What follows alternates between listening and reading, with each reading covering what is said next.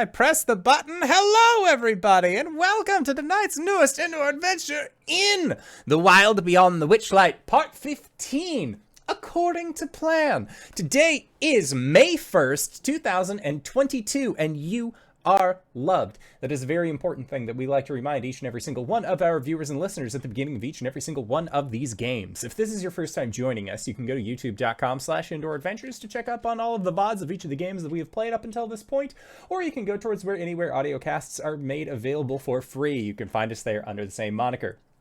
And speaking of things that are being made available for free, if you go to patreon.com/indooradventures, you can check up on our after show called Nights in the Courtyard, the after show that we like to do for all you acorns out there, where we answer questions not only from myself, but also from each other. So if you have any questions for myself or these fine folk, feel free to join us. But Indoor, didn't you just say that it was being, it was made available for free? That's right, it is available for free on Patreon. We're just hosting it there, so that's no worries. The best place that you can go to join us on our Patreon and ask those questions is also to join our Discord. The link can be found in the Twitch chat to the side or in the video or description of this video or audio cast down below. But let's say that you already support us on Patreon. Let's say that you already support us on Twitch and YouTube and all of those other wonderful places, and you're trying to think to yourself, where can I go to help support this fantastic show even more? Guess what, buddy? I got your back. Quite literally, in fact, because if you go to indooradventure.redbubble.com, we got t-shirts, we got posters, we got mugs, we got crop tops, throw pillows, shower curtains, aprons, clocks, and most importantly, we got face masks. That's right, we have face masks designed by our very own Cyberwolf1201, where all of the proceeds of all of our merch currently is going to help support Doctors Without Borders. So if you would like to help support a good cause or possibly help support the show, you can again go to indooradventure.redbubble.com. That is indooradventure, no S at the end, .redbubble.com. But that is it for my opening spiel. So hey, RJ, who you playing today? Ladies and gentlemen, hello. I'm RJ. Today I am playing Vice, the Tiefling Rogue. Hi everyone, I'm Sarah. I will be playing Lowry Moon, our Hexblood Spore Druid. I am Mediaflare. I'm going to be playing Pamferdam Roski, the Gnome Artificer. Hey everybody, I'm Wings, also known as Danae Keener. I'm going to be playing as Clout Imkin, the Tiefling Bard. And I am the Indoor Adventurer, he, him, and tonight I shall be your Dungeon Master. So, it's been a little bit since we last played this game, so let's do a recap to find out what it is we are going to be doing today. Wild Beyond the Witchlight as a whole, well, if you haven't known anything about this game, it started off with a carnival. How did it end up like this? You were tasked with going into the plane of Prismere to fix a begrudging issue that seemed to have been growing, and that three hags had seemingly split up this plane into three distinct parts, each one claiming a distinct part among themselves. Eventually, you all ran into the first hag, whose name was Bavlorna Blightclaw. It was through talking with Bavlorna that you entered into a Fey pact where you were going to bring her a portrait of her sister, and you promised that you would return it within 8 days. You also said something about returning her Book of Bad Blood, but we'll see how that one leads. It was then that you were able to traverse hither and go to the next demi-plane, thither. Definitely not confusing for myself or audience members or the closed captions at all. To which you then made your way deeper into the woods, met with one Will of the Wilds, a young boy who, with a Peter Pan-style narrative, seems to be totally fine living amongst these woods without parents and leading a group of rapscallions known as the Getaway Gang. Will of the Wood is also the friend and current, I don't want to say owner, because that doesn't really play well, but he is the current caretaker of the Displacer Beast known as Star, the Displacer Beast kitten that was missing from the Witchlight Carnival. It was at that point that you all, with Will's help, decided that you were going to free all the kids that were in Loomlurch, and stick it to Scabatha, because one, she has a nasty name, and two, I mean, she's using child labor for magical means, and that's really not okay. So, one thing led to another, and you decided that while Will was asleep, that you were going to borrow, heavy air quotes, his plan for freeing the children that resided within Loomlurch. Now, it was at this point that your group made it to Loomlurch to begin the inaction of this plan. Not in action, but to enact. It was at this point that Lowry, you and Vice decided to go to the Goblin Market, where you met a individual by the name of Chucklehead, a goblin whose head had been replaced with a candied apple, where you informed him that you wished to speak with Scabatha. Now, it was at this point that Chucklehead gave you the thumbs up, said that they were going to go and arrange the meeting if you just wanted to hold off a little bit. And before the game, we were also establishing, for a point of order, what Clout and Pamferdam were doing. Now, are you two with Lowry and Vice and are going to part ways within the Goblin Market itself, or are you going around to different sides of Loomlurch proper, splitting the party?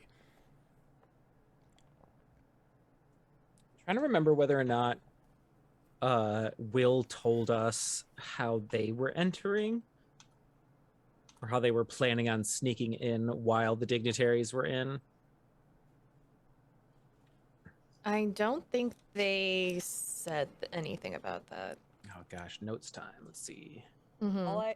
All I remember as far as what Will said was that one group was supposed to go to the scarecrows and activate them to distract the witch. And then the other group was going to get all of the kids out. Well, it wasn't to distract the witch. It was to pull, like, some mechanical soldiers or the whatever. tin soldiers, yeah. Yeah. Right. To distract. It was a distraction of some sort. Okay, so we can just try and infiltrate Bevlorna's pad and hopefully not run into these tin soldiers. Scabatha's pad. Bavlorna is the frog-like Scabatha. individual. Yeah. Granny Nightshade. I'll get their names all together probably by session 30. Yeah. Scabatha, Granny, Nightshade. Okay, so Clout, you and Pam have separated and are going to be running Distraction Force, trying to get the tin soldiers awakened? I believe so, and I think that we also had some preparations in order for being able to communicate with one another. Yes? We No? have like 3 different methods of telepathic communication, I think. That's what I thought. Yep. Pam has nothing. Yeah, I gave everyone one of my teeth, which it only works one way, and then I believe it goes. I guess I'm going to roll a d6 here as Vice forms a psychic link with Clout and Pamferdam, since they'll be outside. So for 2 hours, we can converse back and forth within a mile radius. Cool. That works great. Excellent. All right, so the original goal laid out by Will was that you were going, or on the western side, there is a pumpkin patch that has screaming scarecrows. They were planning on rushing in, alerting the scarecrows. The scarecrows would activate the tin soldiers, drawing them out of the inside of Loomlurch, acting as the distraction. On the and then Will was basically saying, and that's when I rush in and save the day, in a almost Sonic the Hedgehog like fashion. So for that, Clout, you and Pam would be on the far west side of Loomlurch towards the pumpkin patch. The garden that is established. Okay. And So- we're basically holding position until we get to go ahead to run the distraction. Okay. Sounds good. Let's see. What do I have in my inventory? I have a set of cards. I do not. Just play Go Fish until the time's right. Oh, I do. I do have a deck of cards. Hell yeah! Pam and I are gonna play cards. Okay, sounds good. So the two of you are playing cards, and that is near the garden. Just want to make sure that I have all of that set up as well. Is this your card? Because Clout, Old maid. because Clout, from what you and Pam can see, is that across the garden there is actually a set of stairs that appears to lead up and into Loomlurch itself. It doesn't look like it's a main entrance by any means, more of like almost like a servant's entrance kind of thing.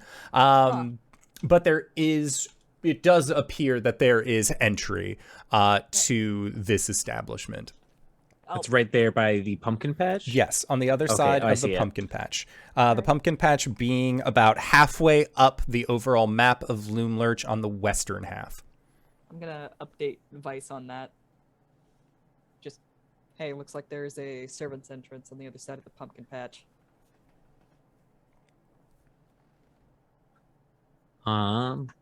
As we're on the side, can I look and see if there are any count how many windows there are along the log and just note where they are? Yeah, for sure. So looking along the log, there appears to be 1, 2. There don't appear to be very many windows.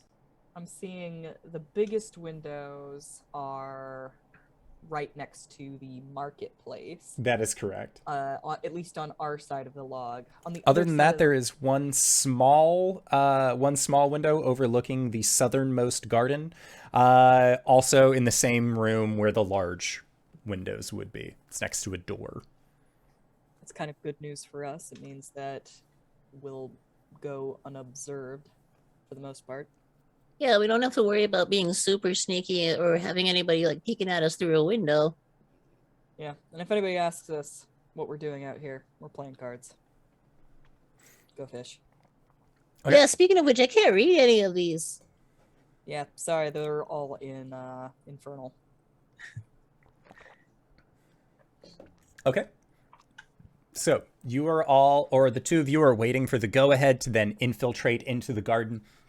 And inside of this garden, you can see what appear to be about 5 scarecrows that are all set up, each one that has a, it's like a very ragtag looking farmer's hat, and then what appears to be a large turnip where the head should be. Meanwhile, Group A, who is going to be infiltrating and going inside of this building, starting to anyways, you're in the goblin market. You're surrounded by these stalls with candy. You're surrounded by other goblins. You are waiting for Chucklehead, the toffee apple-headed goblin, to return. Is there anything that the two of you would like to do in the meantime? Vice leans across the the countertop and looks over at the candy. How much would a gold piece get me? Let me see. And Larry can see that there's a small, like, devilish grin on his face. What are you doing? Oh, don't. I'll tell you in a bit. They say that it will get you 4 pieces of candy. Amazing. Yes, and the pieces of candy that you are able to see, you see that there are like beetles that have been encased in hard candy. There are lollipops that are made of like compounded ants that have been put together. They're like jellied worms that you're assuming could be gummy worms, but they don't. Like, this just looks like bugs. This looks like a bunch of candy made from bugs. And then there are chocolate-covered crickets, and that seems to be, like, the most normal candy that you have seen. He'll get a little bit of each. Okay. Yeah, small handfuls of goblin candy. And he'll turn and just whisper to Lowry, I had the most devious idea to spark a bit of feuding between two of the sisters. Okay. Once we free some of the children, we'll take them back to Old Man Nib, have them all get some more of that itching powder of yours. We stuff it full inside of a bag of holding and dump it inside of a pool. Plus some candy.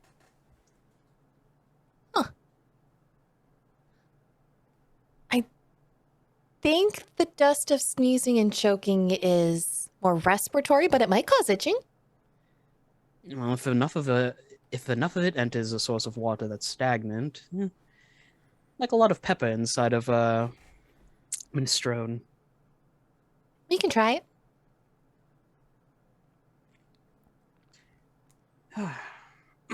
Oh, we should probably get our story straight. Right. What is our story?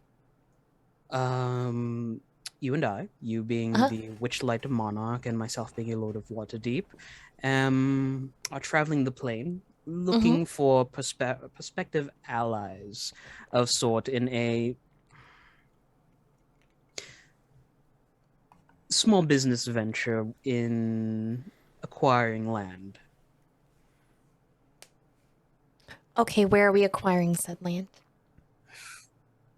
Maybe here we want to move our operations from the material plane to Prismere, given the rich magical area. Okay. It's best to be specific. So, what are we actually trying to?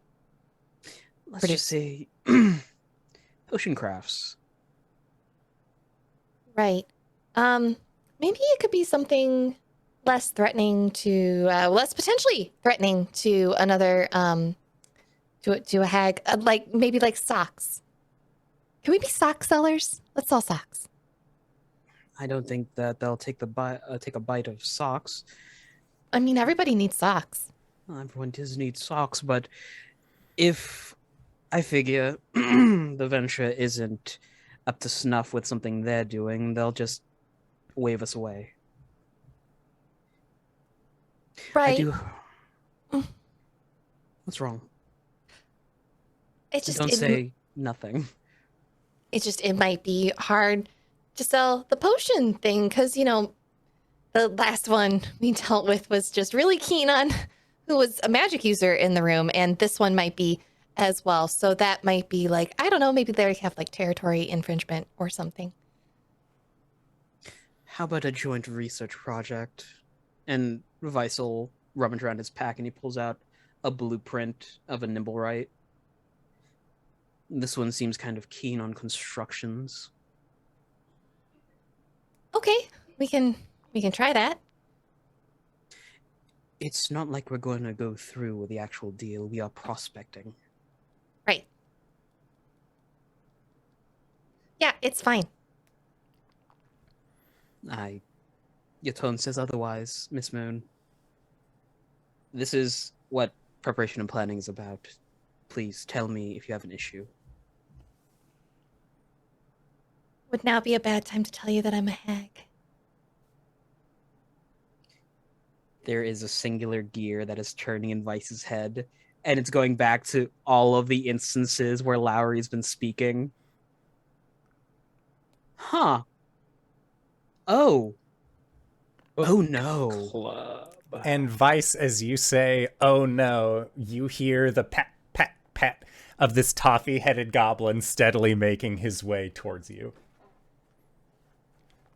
Just quickly. Listen, nothing's wrong with you being a hag.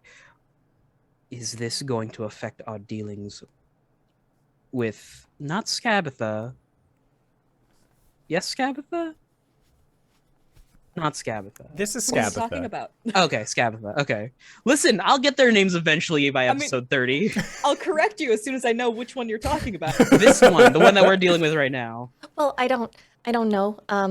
That Florida seemed to kind of just be able to smell it on me, and I'm not really sure how that works. I'm actually really quite new to it still. I've only been doing it for like 100 years, but I mean, Vice they might be puts able a to. hand on either side of her face. I am sorry, I'm touching you without permission. Go find Clout and Pam. I can't let you go in there alone. I'll be fine. Just look for a quick exit if we need it. Both hands on her shoulders, squeeze. We can do this, right? We can do this. We're helping people. We can do this. You are Lowry Moon, and you are here to help. Right. Let's go. All right, and Lowry, you were going off to find Clout and Pam? No, she's sticking with Vice. Okay, She's not gonna let him go. Okay. cool. Just wanted to establish, because Vice had just said go off and find the others. So, again, just Yeah. making sure that we No, can set the she's- scene and we're both on the same page going forward with this. No worries. Okay, so Chucklehead comes up and says, Granny Nightshade will be seeing you now. Gabish? Is that the voice you used before? Yes, it was. Were they always Italian? No, I thought it was always like I thought it was a little Lois, gruffer. like a little like Lower Sword Coast, like something if it was akin to Earth, like New Jersey. Mm-hmm. Yeah. Yeah.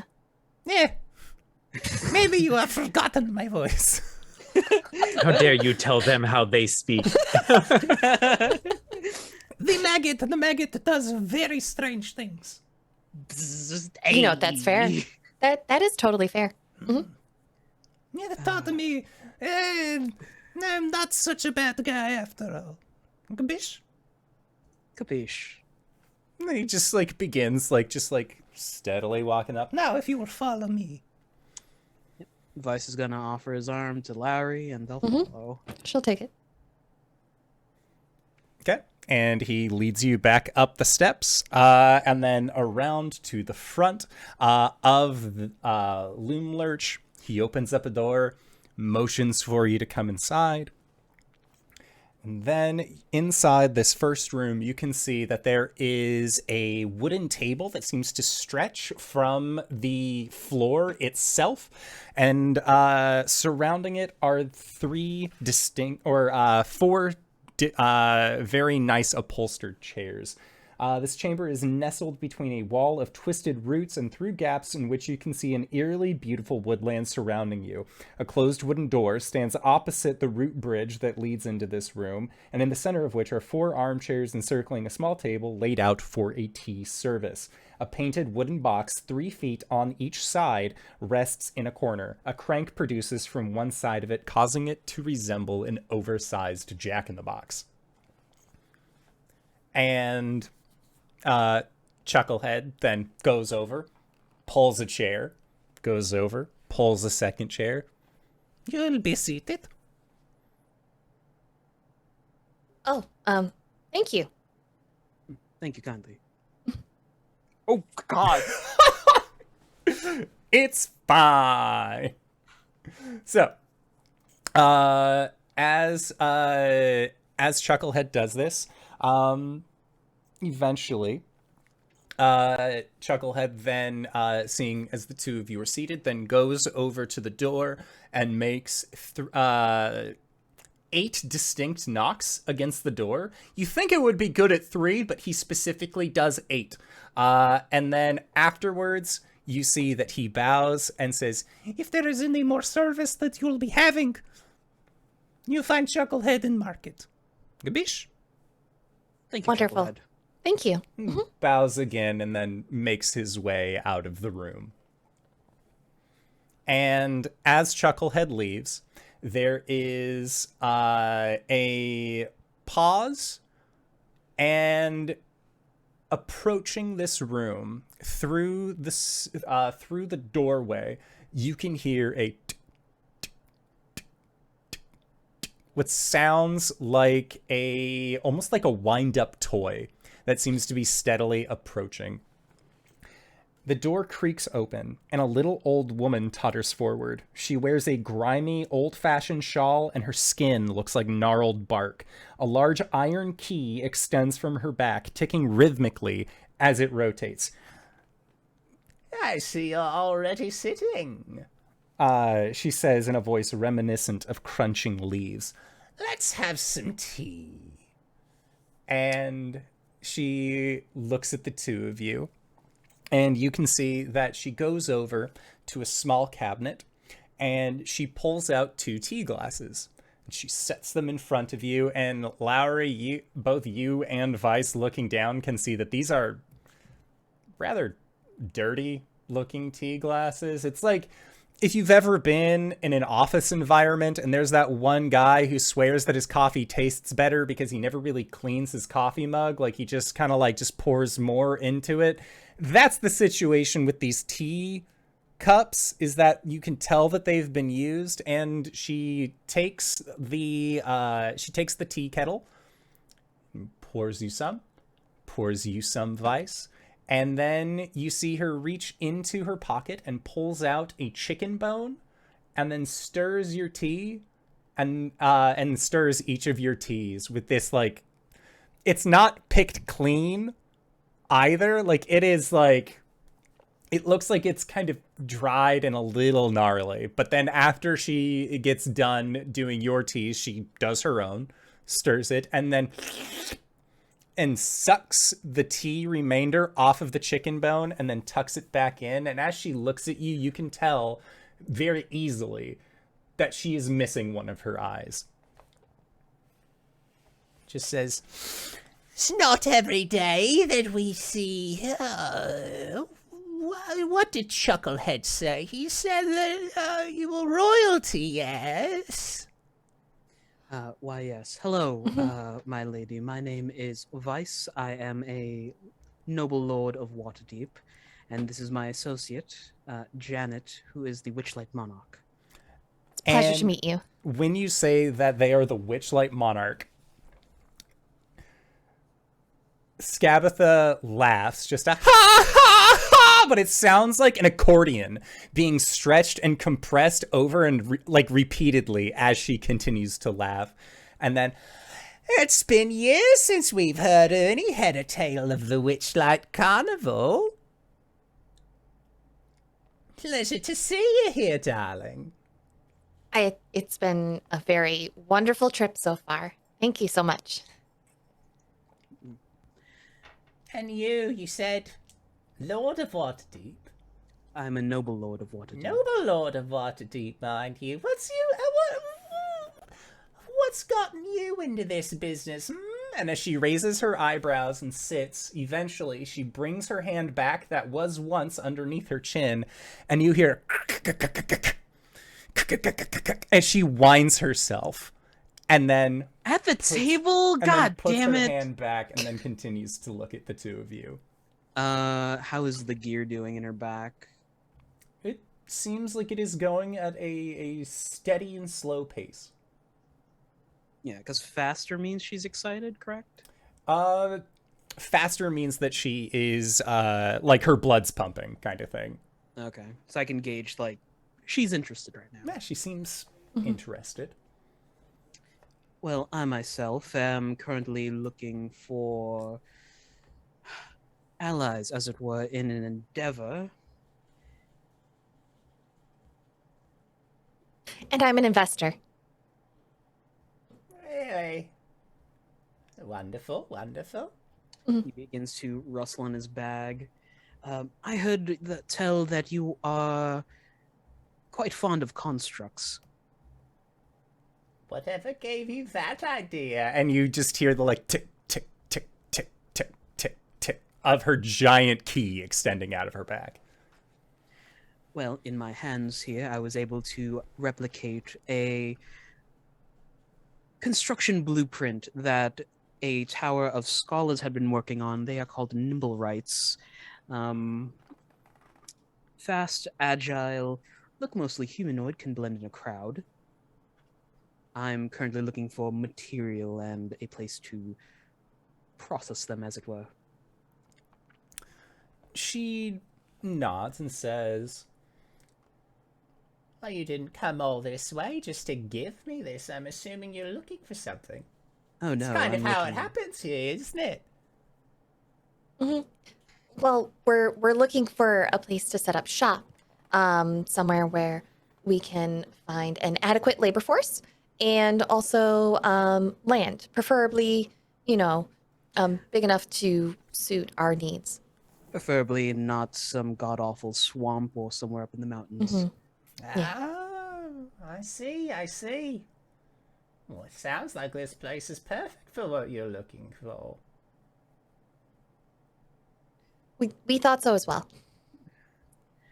We still haven't gone to visit your third sister, but this seems to be the most area with the most promise. Hmm. I'll tell you what, my third sister, you haven't gone to visit, so you visited my other. Lorna, how's she doing? Oh, Still something- soggy? something frog people uprising, something pool stagnated. What's new on that end, eh? Now, so let me get my trinkets in a row on this one. So you've come to me with the opportunity you're looking for land, a place to set up shop, a workforce, materials, all of which I have and I am very, very willing to share. Being kind and all of that, reciprocity, whatnot. But there is a hang-up, you see. I'd be willing to do all of this for you, but the way that things work here is that it has to be a little this for that. You understand? We were not expecting you to get zero cut of this. Joint ownership of any Nimblewright produced here. Oh, for I you to don't use. care about the money, dearie. I don't care about that at all. But if you were able to do something for me, I'd be more than willing to share. As you see, there's been a boy who is ruining a lot of plans that I have laid. It goes by the name of Will of the Wild. We Petulant saw little tribe. a wanted poster about this young man. Put them up everywhere! No one's claimed it! Seems like a bit of a braggart, actually. Give you the strength of an octopus, offer you gold, all sorts of things, and yet people just don't want to capture him, or he's too slick. But if you can bring me Will, setting up shop is no problem at all. As she's been conversing. When would be a good time to spring? Well, no, I'll wait. There's a little longer. Well, as it happens, I used to be a rather renowned adventurer back where I'm from. Capturing this young man doesn't seem like much of a problem. Then bring him to me. Problem solved. I'd be more than willing to do business, especially when a monarch of the Witchlight is here.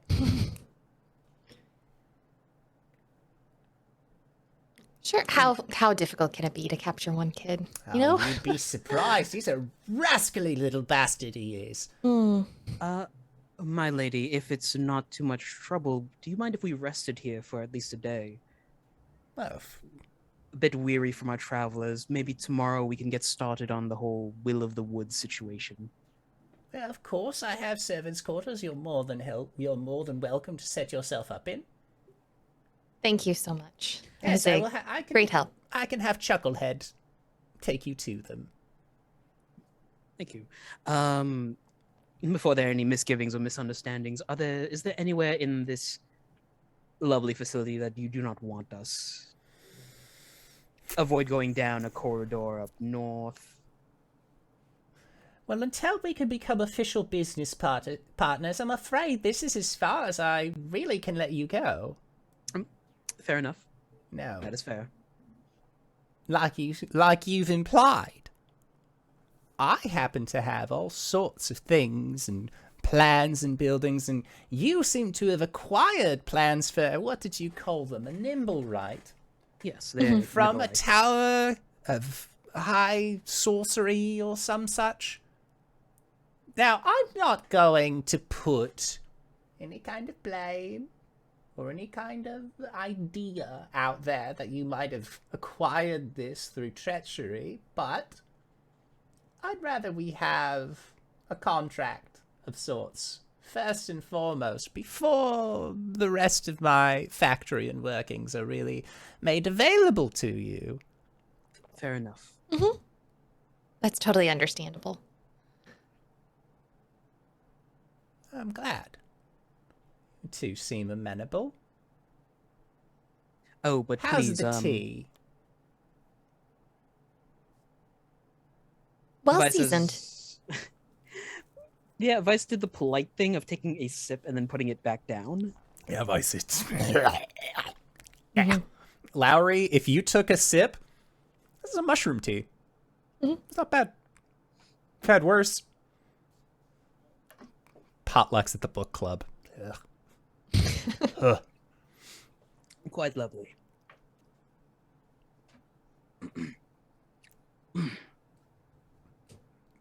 Is there anything else I can do for you?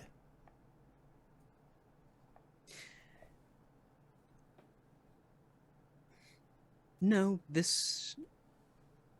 We'll do some preparations. Though if there's still some doubt in your mind, he'll hand over the blueprint. Please give this a look over. See, I like you, Mr. Vice. You seem rather nice.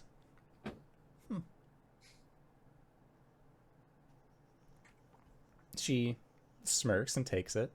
And then you can see that she wraps her fingers on the table.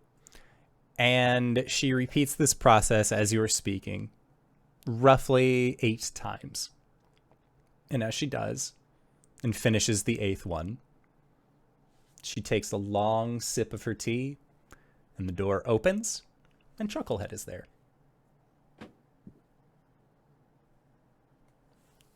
And she says, Chucklehead, be a dear and show these two to where they'll be staying. And he just nods. Yes, Mum. And comes over to the two of you and makes a motion to the door. Well, Vice is going to stand, give a quick bow, pull Lowry's chair out. Mm-hmm. Lowry will stand and bow as well. Okay. And we'll follow Chucklehead all the way to the servant quarters. Okay. Yeah. Chucklehead exits said building. And then takes you all roughly about 200 feet away from the entrance of Loomlurch. There is what look to be Goblin Quarters that are set up. And he says, it's not much, but it's a bed. Gabish? Capiche. Wonderful, thank you. By the way, I noticed back there she knocked and you were there. Do we knock 8 times to call you? Should we need anything, or do we just shout out the door? No. It's a Okay. special thing. Oh, okay. And he shows you where to sleep and says, if you need anything, you can find him at the market. And he will make his way back over. Meanwhile, Clout, Change of plans. Clout, you and Pam have been playing cards, and from the distance, like from your hiding spot, You watched the two of them get led in by a goblin that's head looked like a candy apple. And then a little time later, they came out. This your card. There's a pile of cards on the ground now. Yeah, that's the one. Nice. You know, street magic, never really been good at that. Well, it looks like they came out okay. You see them right over there? Yeah, and that toffee-headed goblin is leading them into the woods. Huh. Clout's gonna telepathically contact Vice. You, okay over there, or are you getting led behind the barn? Well, I don't know what's going on. They told me to start counting flowers. No, Lowry and I are fine. We might have to postpone our little jailbreak scenario. We've managed to negotiate a day stay for Lowry and I here. Alright. Well, that's not the best case scenario. We need to make sure that Will doesn't come out here and try to do his plan. She conscripted us to capture the young William. That would be a dampener on some plans, as it were. But we do still need to get the portrait of her out. So I figure early in the morning, right before she rises, I'll sneak in and get forgotten. Alright, any information from the inside? It's big. I can see that from out here. We are currently being led to the servants' quarters, as it were. We got stopped just north of the Goblin Market. And she wouldn't let us any further in. I could do some night recon. Only if you think you can do it without getting spotted. Fairly certain. I did have an idea, and he will relay his powder of itching and sneezing and dumping it into a bag of holding, and then dumping that into Scabatha's water supply. Bavlorna's water supply. One of these days. One of these days. Again, it's not a bad idea. You just gotta make sure that you can't get caught.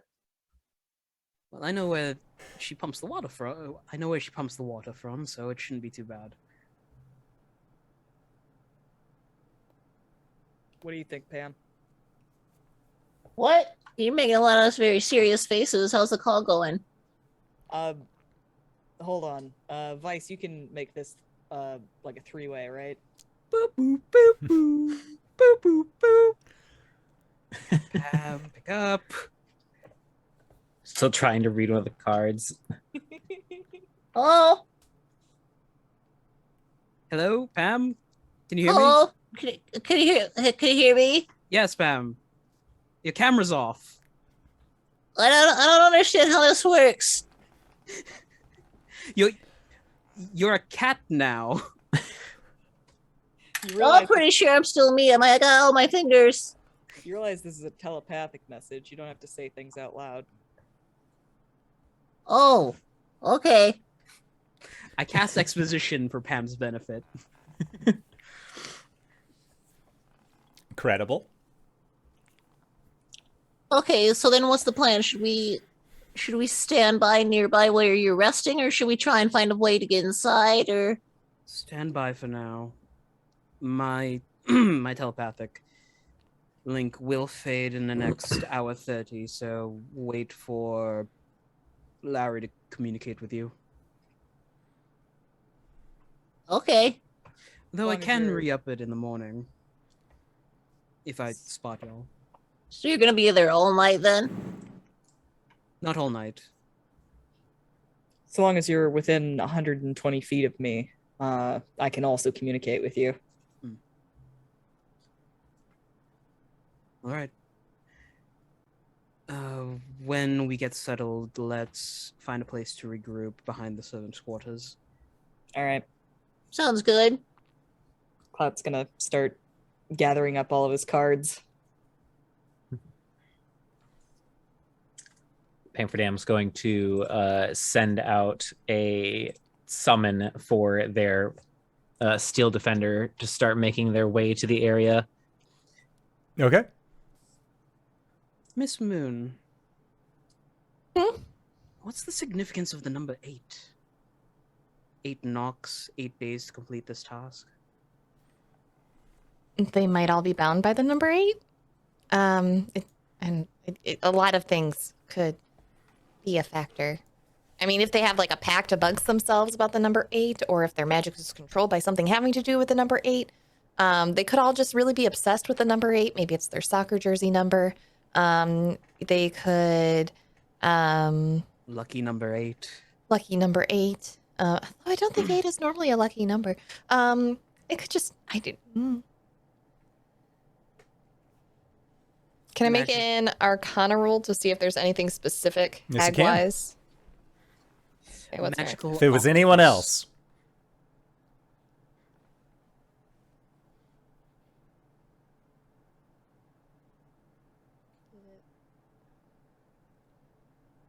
there? 13? 13.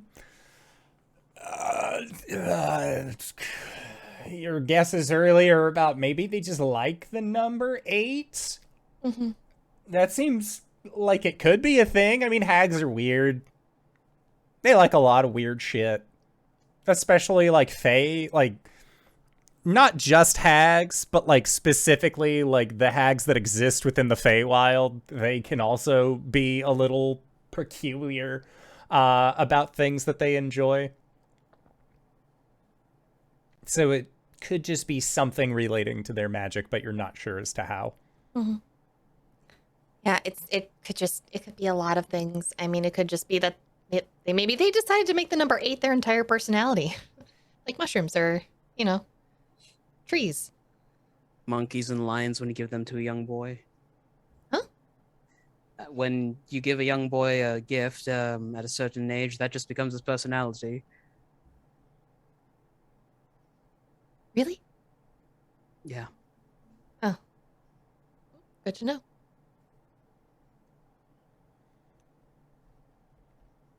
You did well. Thanks. I don't think anything was noticed, so that's good. Right?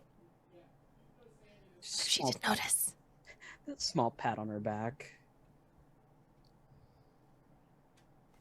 If she did, we can figure out a way.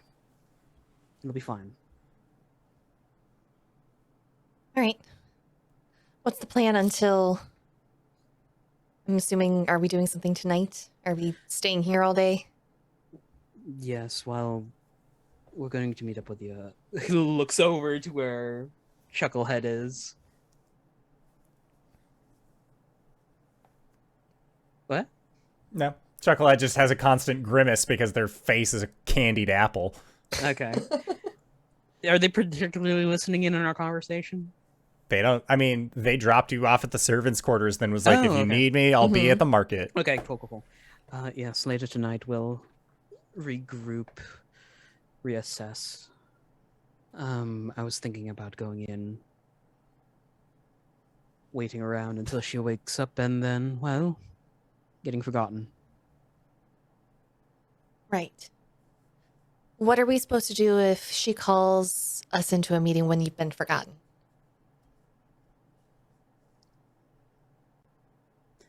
Vice steps into the goblin room as he's digging through in his bag for a notebook, pulls out a nibbed pen and just starts writing.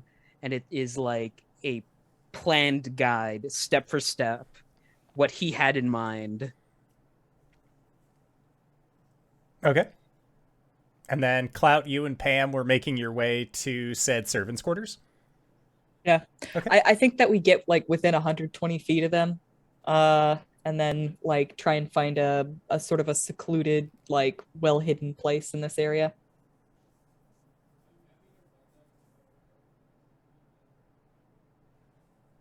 Okay, yeah. Make a stealth check. Okay. Both of us? 22. Oh, 21. Okay. Okay. Yeah, you guys are stealthed AF. We were the right guys for the job. Steel Defender is on its way. Clout, you are just hiding out 120 feet away from your friends. Yep. Well, looks like we'll have some time to kill. Sick of cards. Cloud will sit down, sort of kick off his boots, and then like put his hands behind his head as he leans against a tree. Hey Pam, Yeah. what are you gonna do when you get your hands back? Well, hopefully my hands still work the way they're supposed to. I'll probably go back to the university and finish my last year over in Geldeneth. And then after that, I'm probably gonna reopen the toy shop that's in my hometown. I'm probably just like retire, make toys. I kind of want to try and travel, try and head to places that have been like visited by a war or like big emergencies, environmental disasters and stuff like that. Visit the orphanages, pass out a few toys to help cheer up the mood. Maybe try and help them process what's going on. Clout smiles at that. Yeah, I think that's good. You always made the best toys. Well, I was trying to I appreciate it. I was hoping that I'd at least get enough use out of my hands before they went wrong. What about you? Like you were working at the circus or carnival. I know there's a difference. I just never can manage to get those words separated in my head. What are you gonna do now? Sort of scratches at his chin. I don't know. I gotta try and figure out all the things I've forgotten. I need to figure out what the hell I did to make my sister hate me so much. You don't actually remember? Not really. I think Vice has something to do with it. Have you tried asking Vice? No. Have you tried asking your sister? No. I've met some people who had traumatic brain injuries and stuff and have difficulties with memory recall. And, if it is a loved one you're trying to deal with, and if you take the time to explain to them that although you may have still delivered harm in some way or wronged them, that you do not have the ability to recall that memory and that you need help getting the guidance back through it so that you can understand like what went wrong and try and do conflict resolution from there forward. Huh. You said a lot of words there. Yeah. I think it's important to try and talk your way through any type of issues that might need processing.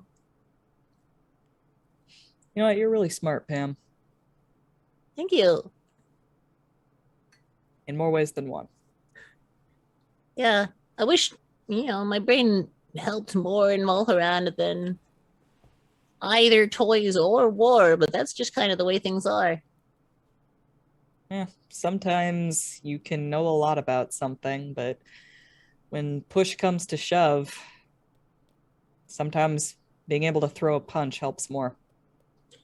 Speaking of throwing a punch, do you have like brass knuckles or like a little like hideaway knife or anything, or do you just got like some cool leather gloves for fighting?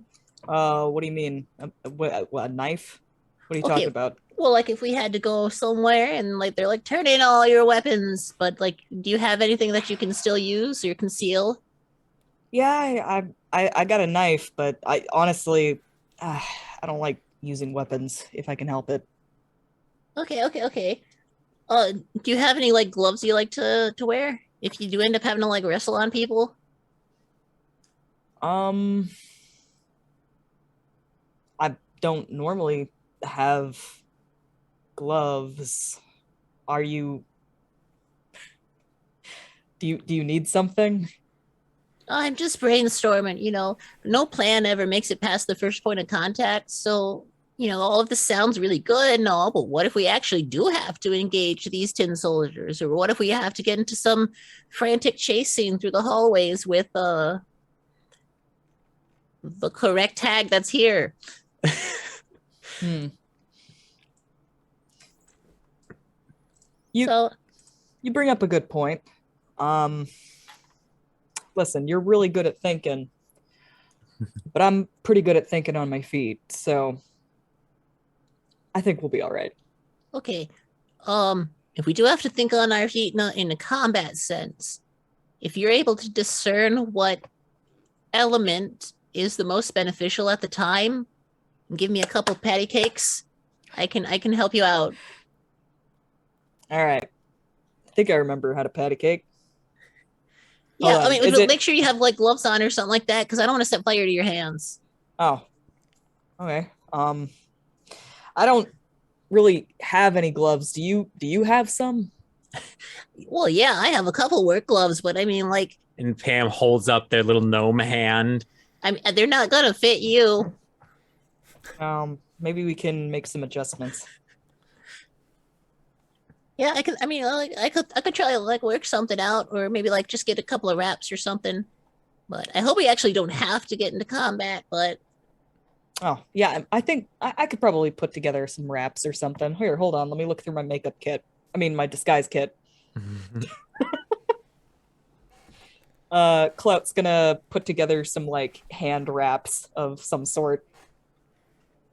oh, hey, well, let me show you what I'm talking about here. Okay, so I was given this from my tutor a long time ago. And they pull out a small, like intricate glass vial that looks like it is like designed to look like a baby blue dragon.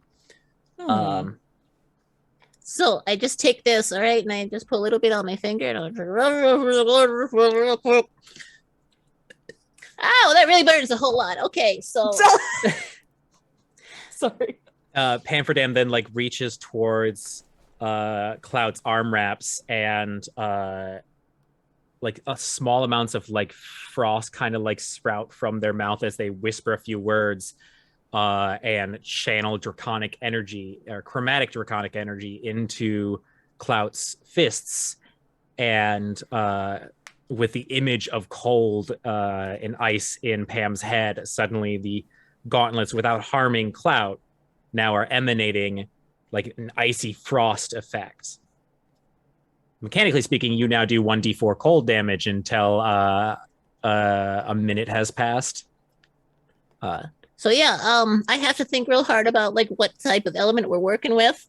And I don't know how anything but ice is gonna work with the blue, but I can make fire, lightning, poison. He's just looking at his hands, like watching like the cold waft off of them. Sort of snaps his fingers and like watches like some snowflakes fly off. And he turns around and just sort of like knocks on the tree, and then like frost sort of spreads from where he knocked. It's like, it's a neat trick. Yeah. Yeah, I usually use it to like, like rapidly heat and cool metals or maybe like to do a little bit of acid washing on materials and all that. But I mean, technically it was given to us from a paladin, so I think it's supposed to be used in combat. I just, adapt it. All right, so like when the time comes, just a quick patty cake. I don't remember how to patty cake. Is it like clap and then Well, so long as you just, like give me 2 fist bumps at the same time or something. It's just in one. He does it. If we were to say our reaction time was in a bonus category, that's the amount of time I would need. Gotcha. All right. Yeah, I do a lot of things on bonus reaction time. Oh, don't worry, it'll be from me. So. And since, I mean, we got to rest ahead of us soon, it just cycles from ice to fire to poison for a sec, and then they just turn it off. Nice. Yeah, I think Clout and Pam spent some time out in the woods just like getting that particular maneuver down. Okay. Right. And then I had a question, which was the Steel Defender was originally placed inside of your bag of holding, correct? So when you called for it, Clapperclaw is in the bag of holding. okay, but the Steel Defender is Defender was parked at the tree until we Gotcha. Okay, just wanted to make sure because in my brain, Clapperclaw and the Steel Defender are One and the same. one and the same. So yeah. Just wanted to make sure. But yeah, about a couple hours go by, and it's beginning to turn towards nightfall at this point. And Pam, you hear what sounds like crunching brush as your Steel Defender makes its way towards you. But with it also having taken several hours to get here, Vice and Lowry. Vice, you explained the plan, wrote it down for Lowry. Were you two doing anything else during this time? All right, and plan H is we just throw a Molotov at her and run. Run very fast. I mean, I could just throw a ball of fire at her. Oh, that works too. I didn't know where we were going to get kerosene out here. Yeah, no, I can just fire at her. Yeah. Do you have any trepidations about fighting other hags? No, the Hourglass Coven is they're not they're what people normally think hags are. So typically whenever people talk about hags, it's very hard for them to accept that there are good hags in the world because most of the time they interact with ones that want to hurt them. So no, I'm okay with hitting them with fire. Lowry, make an intelligence check or a history check.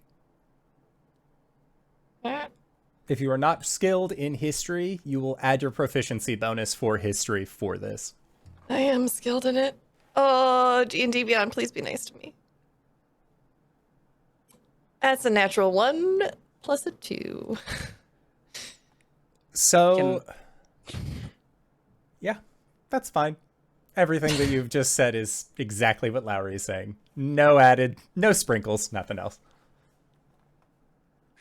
There's totally probably a photo of them somewhere in the house. Anyway. Right. It's usually the good ones that tend not to want to mess with people. That's why the bad ones always get a bad rap. Well, the group as a whole gets a bad rap.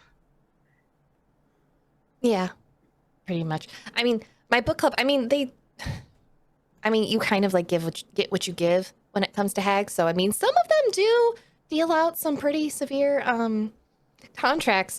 But, I mean, if you show up on someone's doorstep acting like a big old dingus, I mean, they're going to be a little miffed. What about you? You said that you're new to this whole hag thing. Well, I mean, I'm not new to. Technically, I've just been in training for a long time. 100 I'm not years, so good. So I heard. I stopped counting. I think it's more. I think you are doing very good for a trainee. Thanks. Honestly, do your best. That's all we can really ask.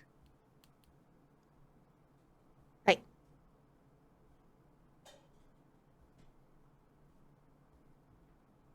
Something to add? What? You said right, and then there was like this long string of silence, like you were thinking on something. No, it's kind of stopped moving up there. It's usually not this quiet, but yeah. It's thanks. Yeah. A little encouragement goes a long way sometimes. And well, Pam and Clout are good folk. I can't really speak much for Pam, but I've seen his integrity. We've all got your back here. Thanks. Yeah. All right, let's take it from the top. Okay. Initially, we are here to gather land and resources to create these Nimblerites. Our current purpose we will try to leave up in the air, but if anything, reveal to her that it is a hostile takeover of Waterdeep. Right.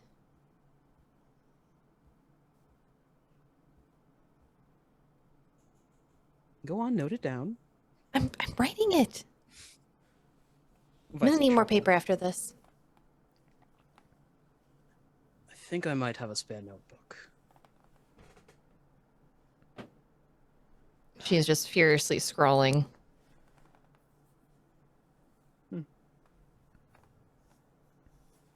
Yeah, and Vice will just go over the plan again. Okay. Yeah. It is now getting later in the evening. Vice, you and Lowry, as you are finishing up these preparations for said plan, goblins start coming in to this room, or to these quarters. There's about 5 of them.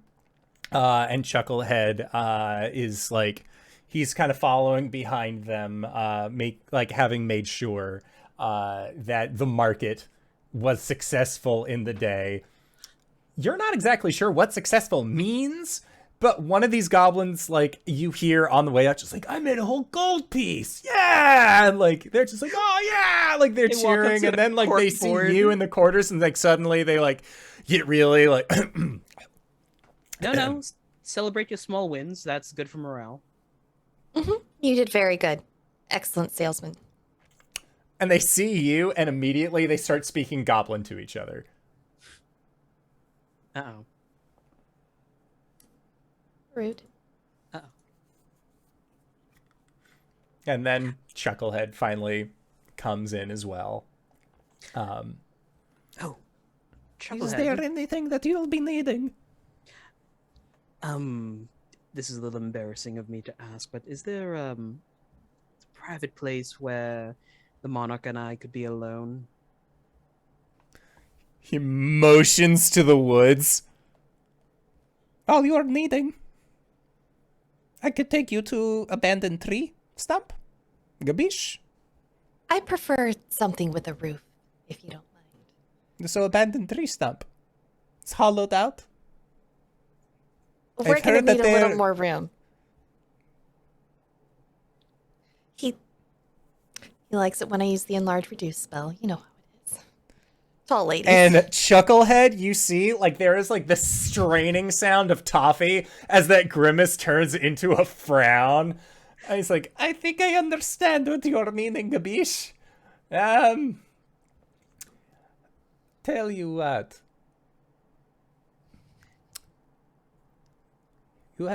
You have bubbles, yes? Trinkets, yes? Oh, yes. How long do you need? They look at each other. Sweetie, how... Maybe like an hour or two.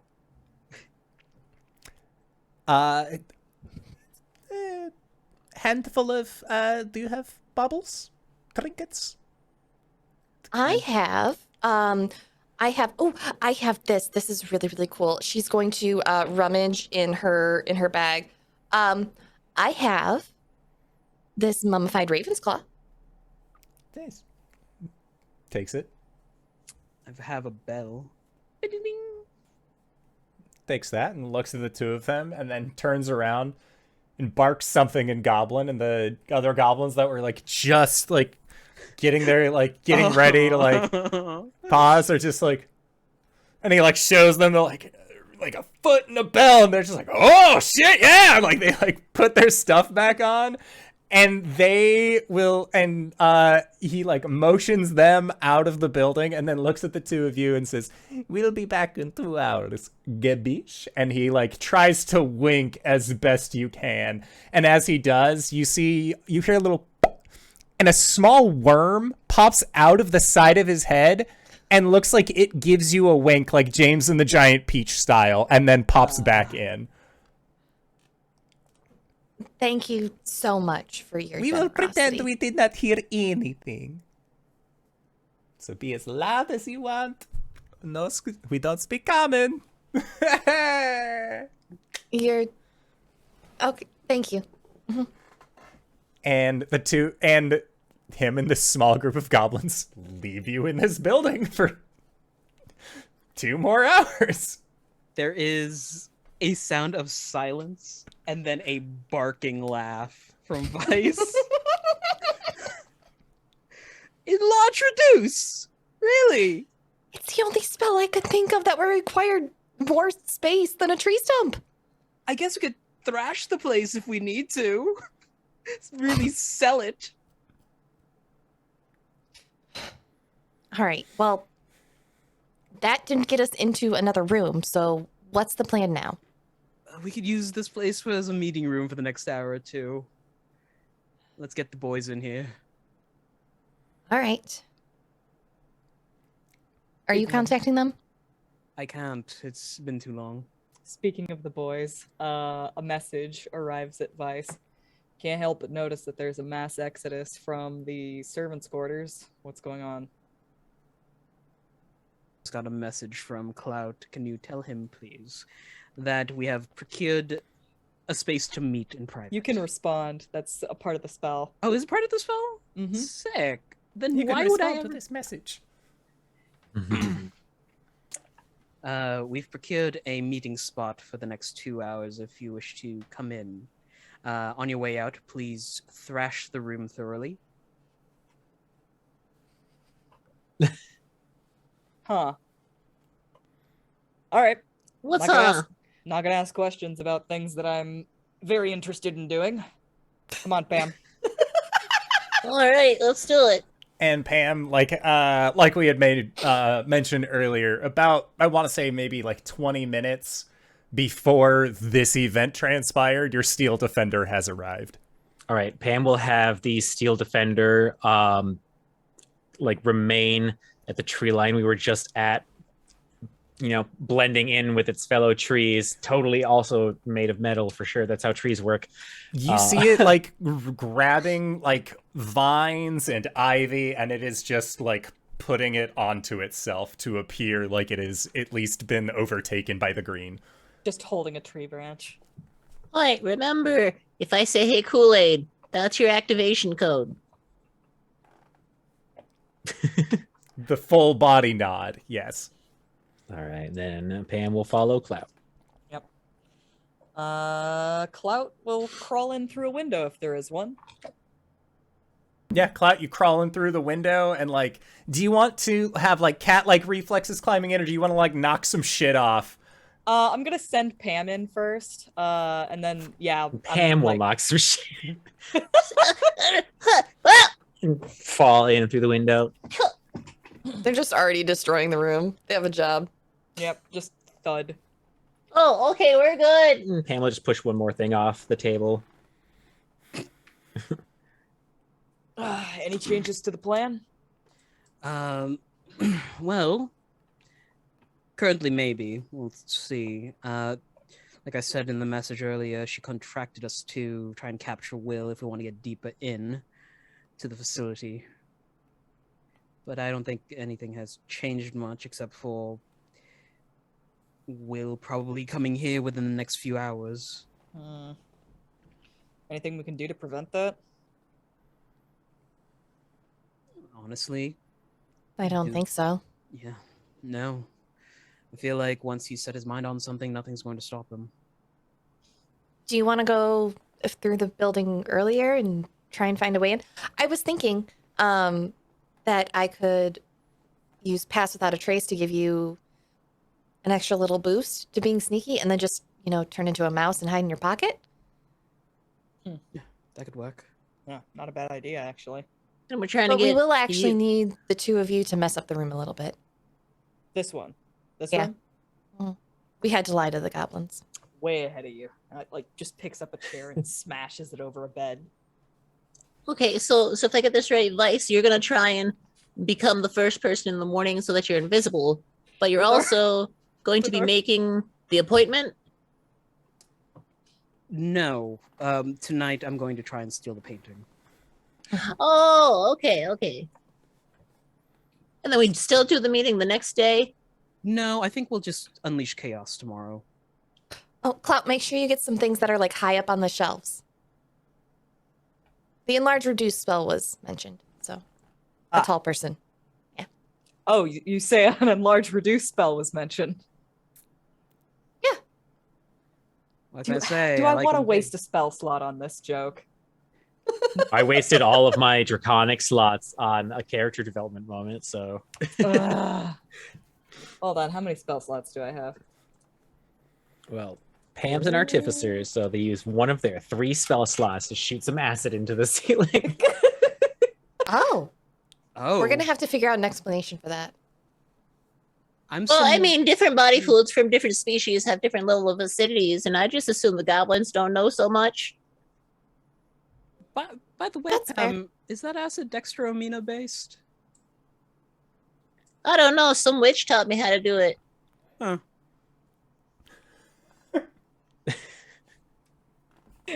Sounds like a weird witch. Anyway, smash, smash, smash. All right, you two, knock yourselves out. Not literally. All right, so just to double check. So at this point, will probably be awake when we do Operation Wreak Havoc. So how are we going to incorporate them back into the plan? Idea. Since the witch contracted us to capture Will, Lowry and I can chase him away, as it were. Pretending to go and try and capture him. All right. How are you going to get him on board with that plan? Game of tag. Or you just don't have to tell them that you're just pretending to betray them. I don't think Will want to be caught if they think they are betrayed. That's going to get messy later on when we need to regroup with him. That kid Yeah. has death in his eyes. He will kill you. I can speak to him telepathically. All right, All so right. then we're stealing a painting tonight. We're starting the chaos tomorrow and playing chase with Will. I'm assuming then that means that's the distraction. I think that would make the tin soldiers come out and chase you all if you ask for help, maybe. And you two Maybe. break out the rest of the children. All right. All right, I'll make sure to prep lock breaking and exfiltration spells. There's just one problem with this plan. Just one? Just one? Well, one that I can see. And if I can see it, then it's a pretty big problem. What is it? What's distracting the hag? Honestly, we could hope that our little game of tag brings her out as well. If she can't see you, you could just become a poltergeist in True. the building. Maybe we Vice. swap it then. Vice, when you steal the painting, can you leave something behind that makes it look like one of her sisters was responsible? Pavlona's a big book of bad blood. I could rip a page out of it. And that would be smart, just like a little corner. Enough to show the Specific- handwriting. Specifically, one that says something about her. Yeah, it says like Scapitha's a butt or something on it. Lowry's gonna pull out the Book of Bad Blood and see if she can find the specific page. Okay. Yeah, it's like a whole page dedicated to Scabitha. Where's the chapter on Scapitha? Oh, that's a. Oh, they really don't like each other. Some of these words are banned in my country. Mm. That might be lucky for us. Them's fighting Hopefully, words on my block.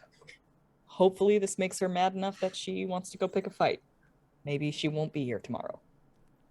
Lowry will tear the page out and hand it to Vice so he can put it in his pocket. Boop, boop. So then, all right. Are we gonna break the painting too? How big is the painting? Did we see it? Did you see it? No, We don't know. We weren't That's- allowed past the first room.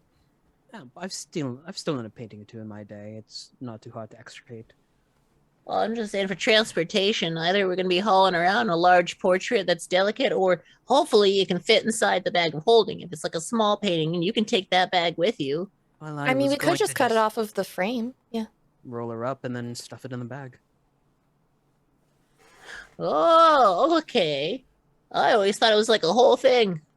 No. Transporting paintings that way is typically, well, very obvious. I Mhm. mean, is the frame worth anything? Usually no. No. Okay, all right. Well, then that solves that question. Yeah. So then, are you going to, while you're in there stealing the painting, wait for Scabbatha to wake up to be invisible? I'm just making sure I get all of the ducks lined up in my brain. Actually, I was thinking on that. Clout, if you can sneak into her room, because I'm supposed to be leading the charge on capturing William, you become the ghost. Huh. Clout could disguise himself as you.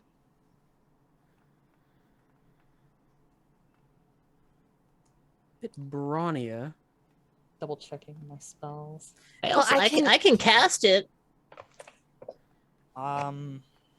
Is it really best for me to look like one of you? What if I was disguised as Will? Well, if you're going to be looking at them, wait. Actually, how would that work? If I were to like cast disguise on you and you look like Will, would Will then be invisible, or would you still be invisible even when you turn back into Cloud again? Huh. Interesting question. Otherwise, if you're just like looming over them right when they wake up, we don't have to worry about what you look like. Supposed to remember me. It'd be strange to have someone that you don't remember leading the charge against your enemy, as it were. Right, and they just met you yesterday, and suddenly you're gone. That's very sus. Well, right, but Vice could still do whatever we need done while Vice is invisible, and we can make Clout look like Vice. I can do the talking. You would just have to stand there and I think we're look smug. misconstruing the information here. Why exactly do we need you to be invisible? That's exactly why. I much would rather have someone else be invisible so that they can break the kids out easier. I mean, invisible to her. Yeah, it's very situational. If we're not going to be interacting with her, I don't think we have to take the. Wow, I got really bright for a second. Here, I'll put out that light. We could also just make ourselves look like the kids at that point to break the kids out too. Huh. Well, Pam would be the best candidate for that. He's about the right size. She still doesn't know about you two, so there's that as well. All right. So, is the current plan to go and steal something, be seen by her so that I'm invisible to her, and then I can go with Pam to rescue the kids, and Pam will be disguised as a kid as we do so? Sure. And also, and we make sure to leave the note so it looks like Bevlorna did it. Yeah. Best case scenario, she's not going to be there. But worst case scenario, I'll be invisible and Pam will be a kid. Okay. And as you guys finalize this plan, that is where we are going to go into our break. So don't go no place unless it's to come on back to the show. We're going to be 5 to 10 minutes. Don't go no place unless it's to grab a food, grab a drink, grab a friend, or possibly go to indooradventure.redbubble.com. Pick yourself up something nice, or possibly join the Discord. The link can be found in the Twitch chat to the side. Again, 5 to 10 minutes. Don't go no place. We shall return. All right, everybody, see you soon. And hello, everybody. We have returned to our lovely game. Plans have been put in motion. We keep figuring out the best possible way to infiltrate Loomlurch. We've done it. We've figured it out. Night is beginning to fall at this point. The hour and a half, 2 hours that you guys had given. The Goblins is about to be up. Pam, you and Clout are returning back to your secret hidey spot.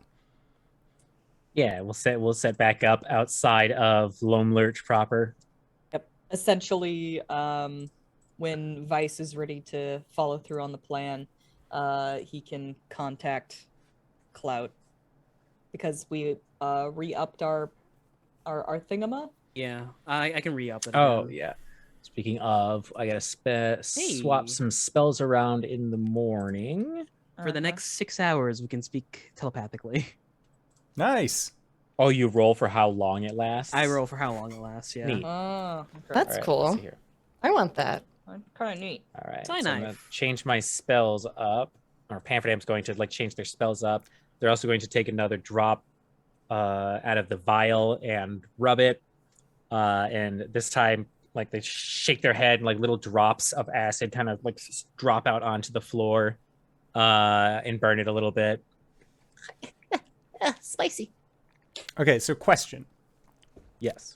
Which is to say, your plan was to invade Loomlurch that following, like the evening that the plan was enacted?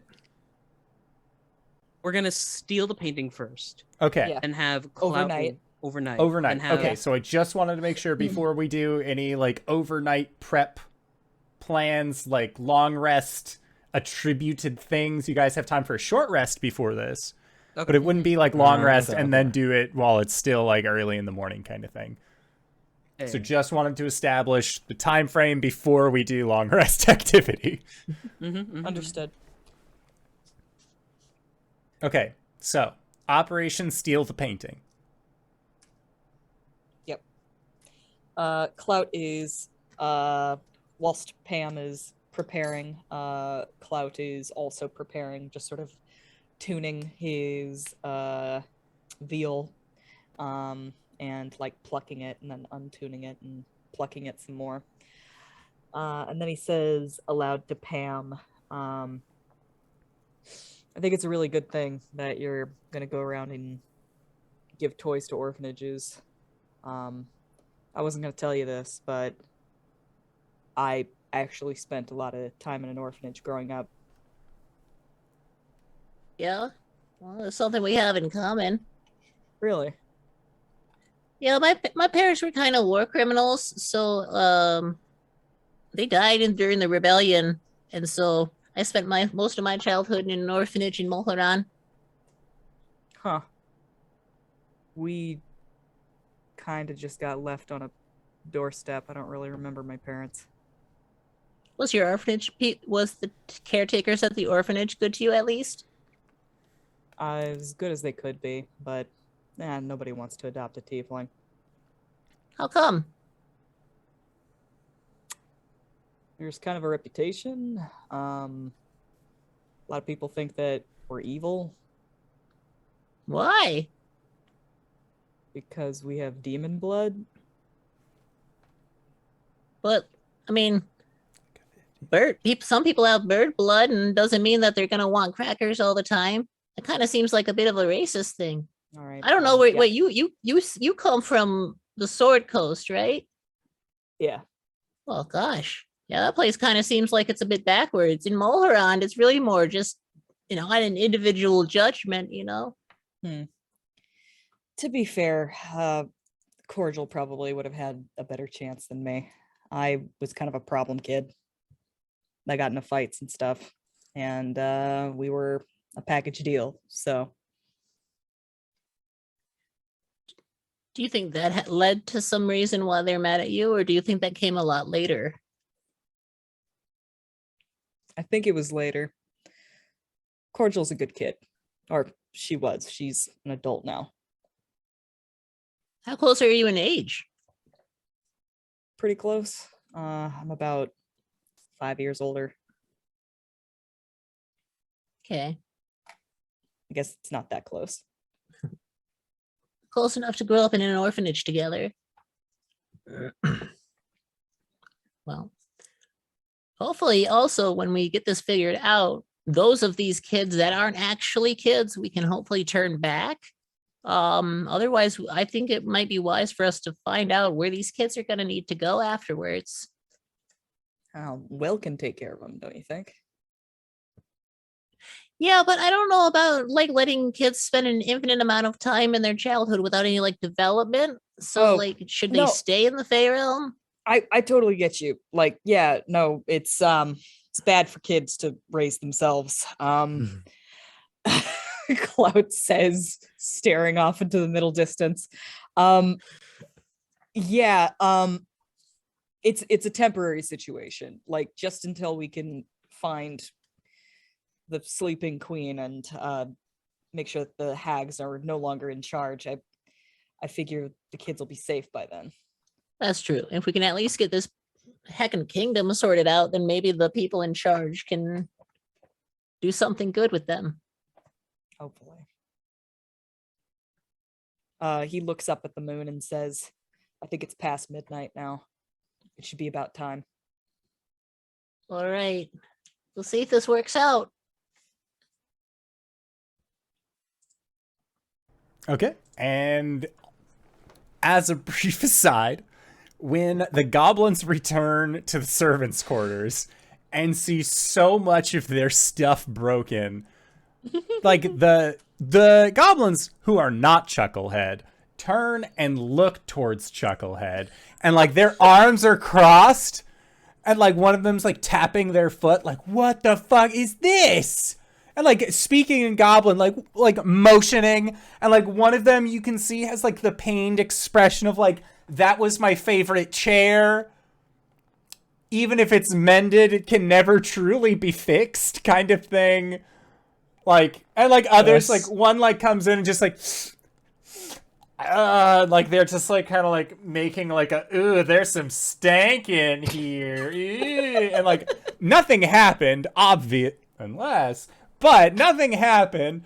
And so these goblins are definitely just like placebo affecting what they assumed was happening with this whole enlarge reduce.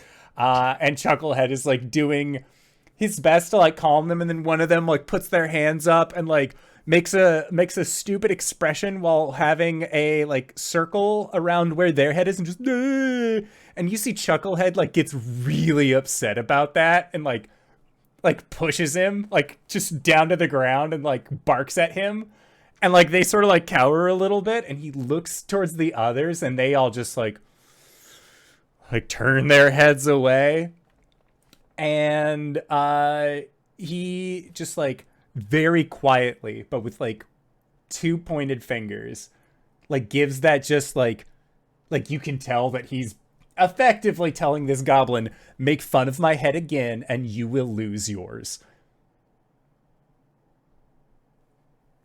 And then afterwards, like one of them, like you see is like brings their bring their hands up over a piece of broken furniture, and you hear Nilbog.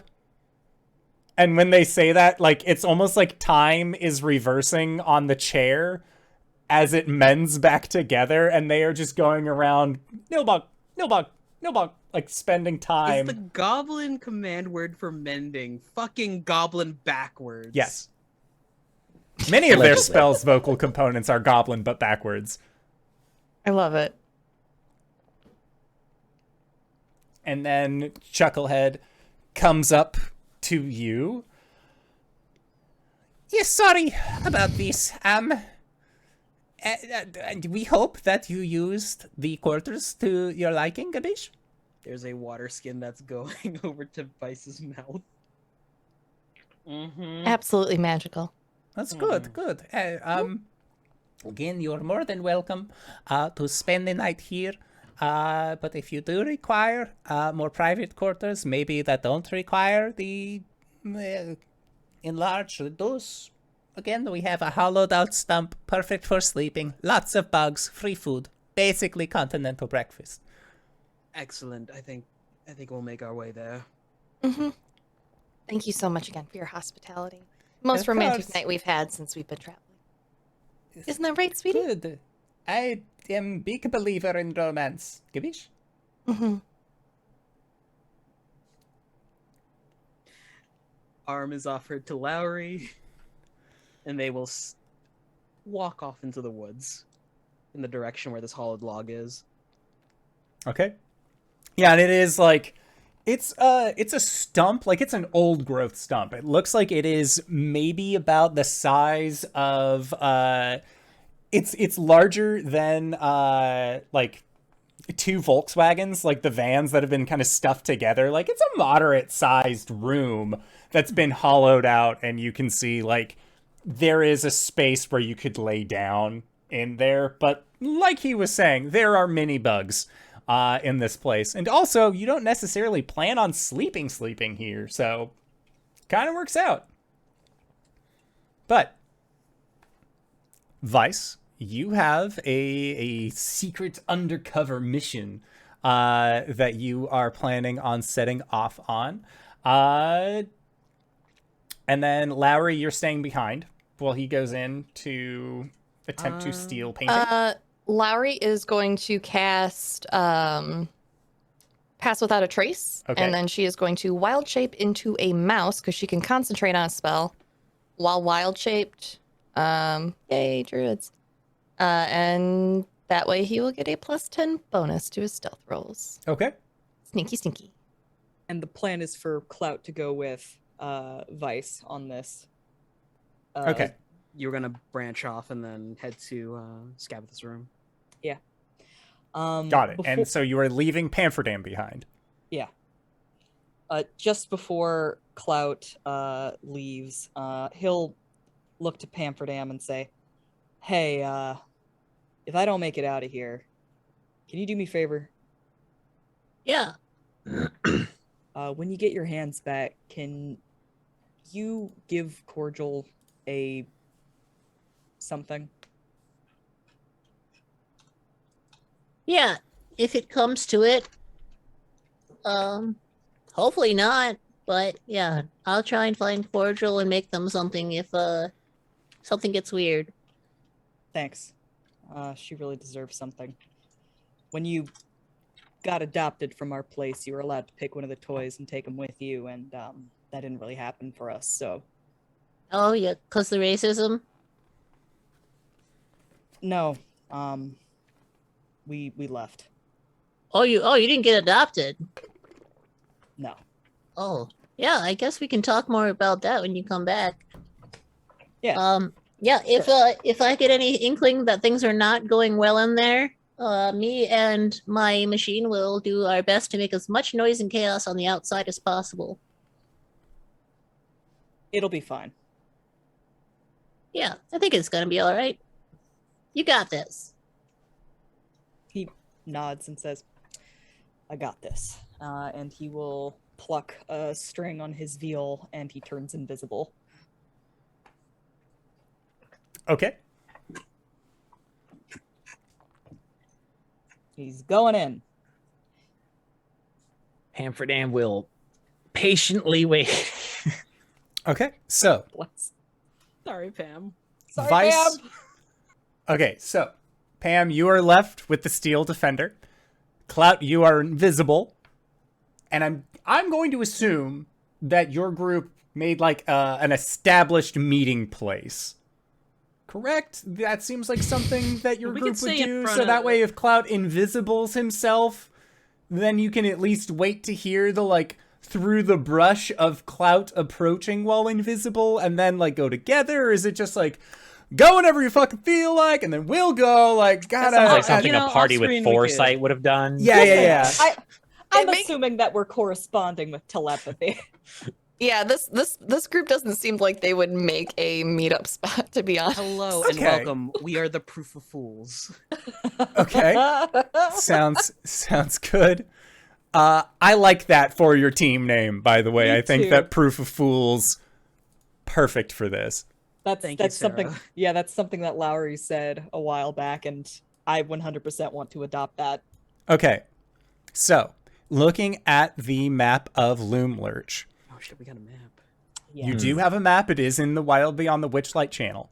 It is enormous. It is massive. It was the high quality map.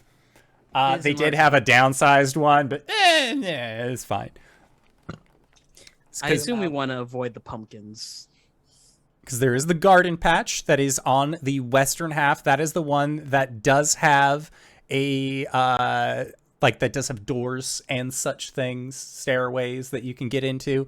On the or on the left side is where all the pumpkins are. I get my rights and my lefts confused like all the time, so I do apologize for that. On the eastern side, the right-hand side, I think I'm just going to use regular ass directions for that, cardinal points. On the eastern side, it does look like there is an entrance into the building that is at least viewable if you go past the Goblin Market towards where you would be able to see what looks like a circle of these reds. Right. Oh, And the we soul had cap. pointed out that that entrance device earlier. Mm-hmm. Yes. Okay, so Using my telepathy, or rather Vice's telepathy, I'll correspond with Vice. I'll say, I'm going to stay on your 6 until we part ways. I'll let you know when I do. Knock twice.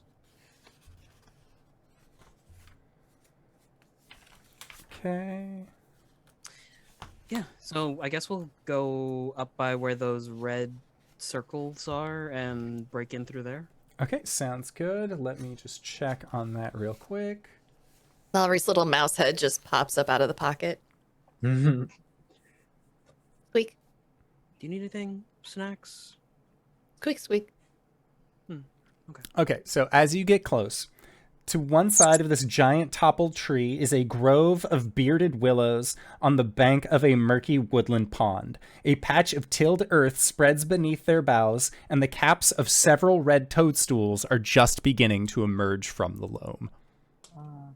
Some mushrooms. Red caps.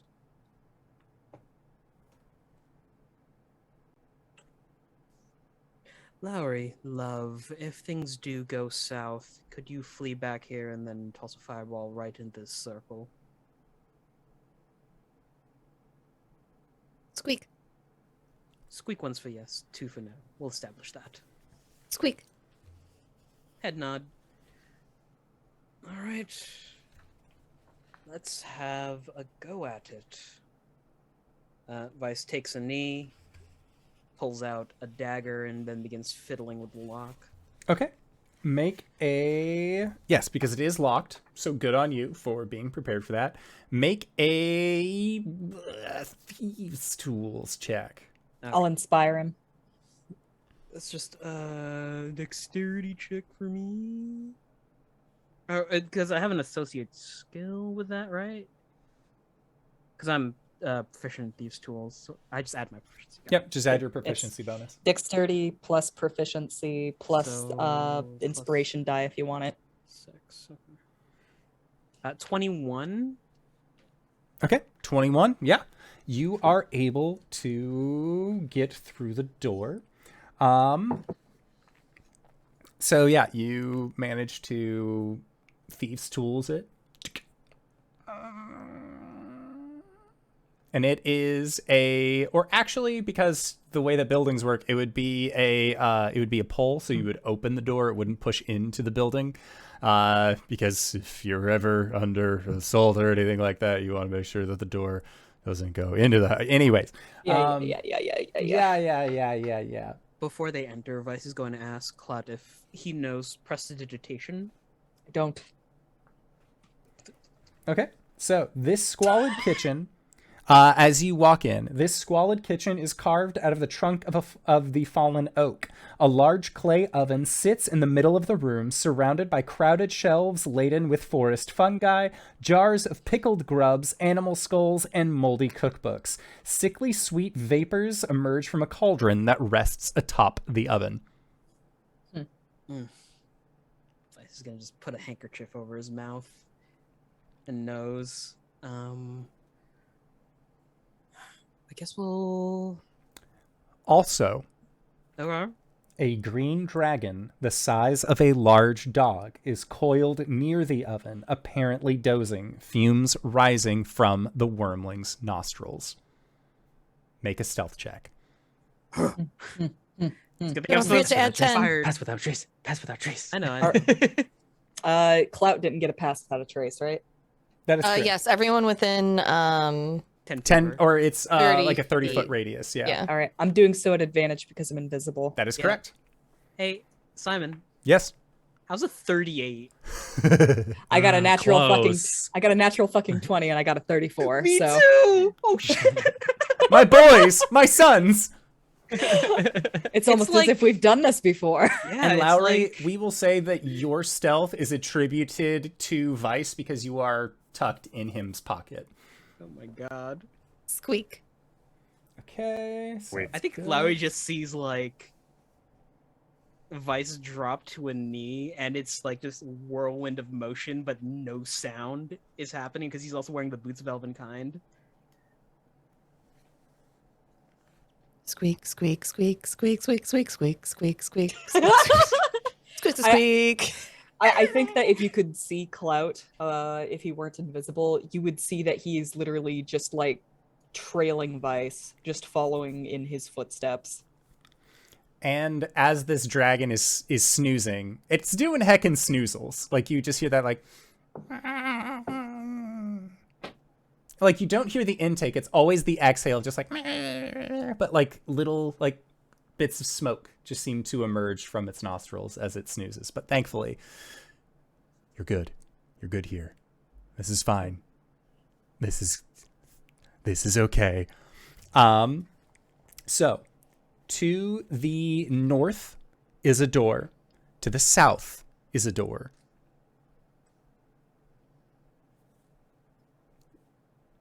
It looks like both are have stairwells up to them anyway.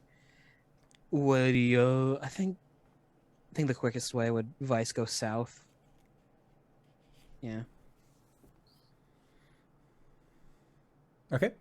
So Vice, you and Lowry are going south. Clout, you are going north. I think that telepathically Clout will contact Vice. Should we part ways here? You go south, I go north. If we spot anything that is concurrent to our objectives, let's just inform each other and we'll swap places. All right. Good luck. Same to you. I will. He will feel a shoulder or a hand. He will feel a shoulder on his hand. No, he will feel a hand on his shoulder, and I will inspire him one more time before we part ways. I still have my inspiration. I didn't use it. Oh, do you? Well, Yeah. then I just like put a hand on your shoulder, shake it, and then it disappears. Squeak. Okay. So Clout going north, the door is slightly ajar. South, Vice, as you get near this door, the door is locked. Thieves' tools it is. Or no, I gave my thieves' tools to Pam, so I'm just using a dagger to try and get the latch out. Okay. This is just going to be a dexterity check then. Okay. Squeak. 17. 17. Yeah. Okay.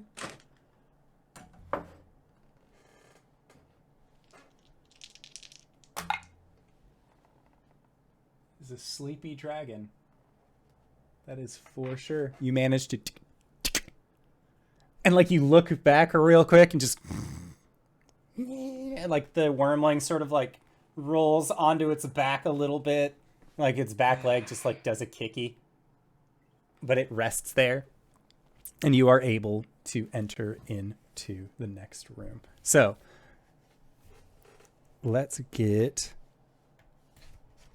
that taken care of.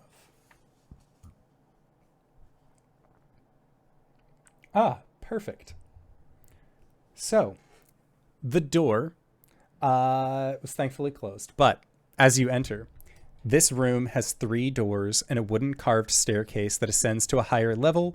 The walls are a dense tangle of tree roots and brambles, and nestled among which are 5 animated portraits, one of a svelte, dark-haired woman and the others depicting hags. Lowry, as you peek up from your mouse form, and Vice, you would also recognize this as well. The dark-haired woman, you can see, has the like chicken foot tattoo that rests under the eyes, that rests under her eye. Then there is a more frog-looking hag that is in one of these portraits. You see one of the portraits is none other than Scabatha.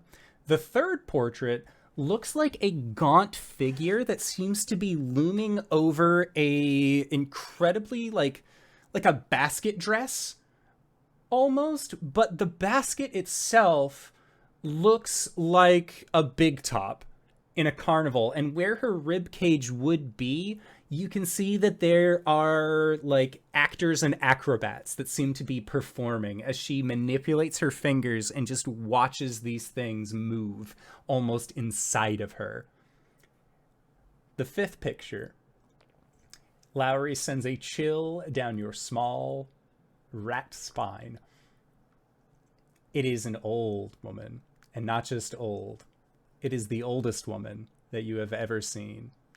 A woman that you have identified previously as Baba Yaga. And this woman in this animated portrait, while the others seem to be minding their own business, involved with their own machinations, this old, ancient grandmother, you can see, has a slight eyebrow raise and turn towards you in your group's general direction. There's a lot of shifting and mouse noises coming from Vice's pocket when she sees that. And you can see, covering these walls, are thick, dark brambles that look like they are specifically like almost like blackberries, where they just get everywhere. Like it is just briars and thorns that seem to cover the walls, blocking easy access to simply like pop a picture off and then like abscond with it. It seems like these briars are protecting these photos. But again, 5 pictures in total. That puts a dampener on things. And as you say that, Clout, moving into the room that you are heading into. As you enter in and like steadily push the door behind you, you can hear a like click of like the door on the other side going, and you still hear the snoozing of the dragon. So you're assuming that things are good, and like you just like quick, just push the door gently behind you, making sure it's still ajar in case anybody is planning on you know, making a stink about it. And inside this room, there is a staircase that runs along the wall of this circular room and climbs to an upper level. Tucked behind curtains of moss and ivy are numerous bookshelves bearing ancient tomes, and built into one of the bookcases is a tall oval mirror in a wooden frame. Flickering candlelight emanates from the eye sockets of a human skull resting atop an open roll-top desk.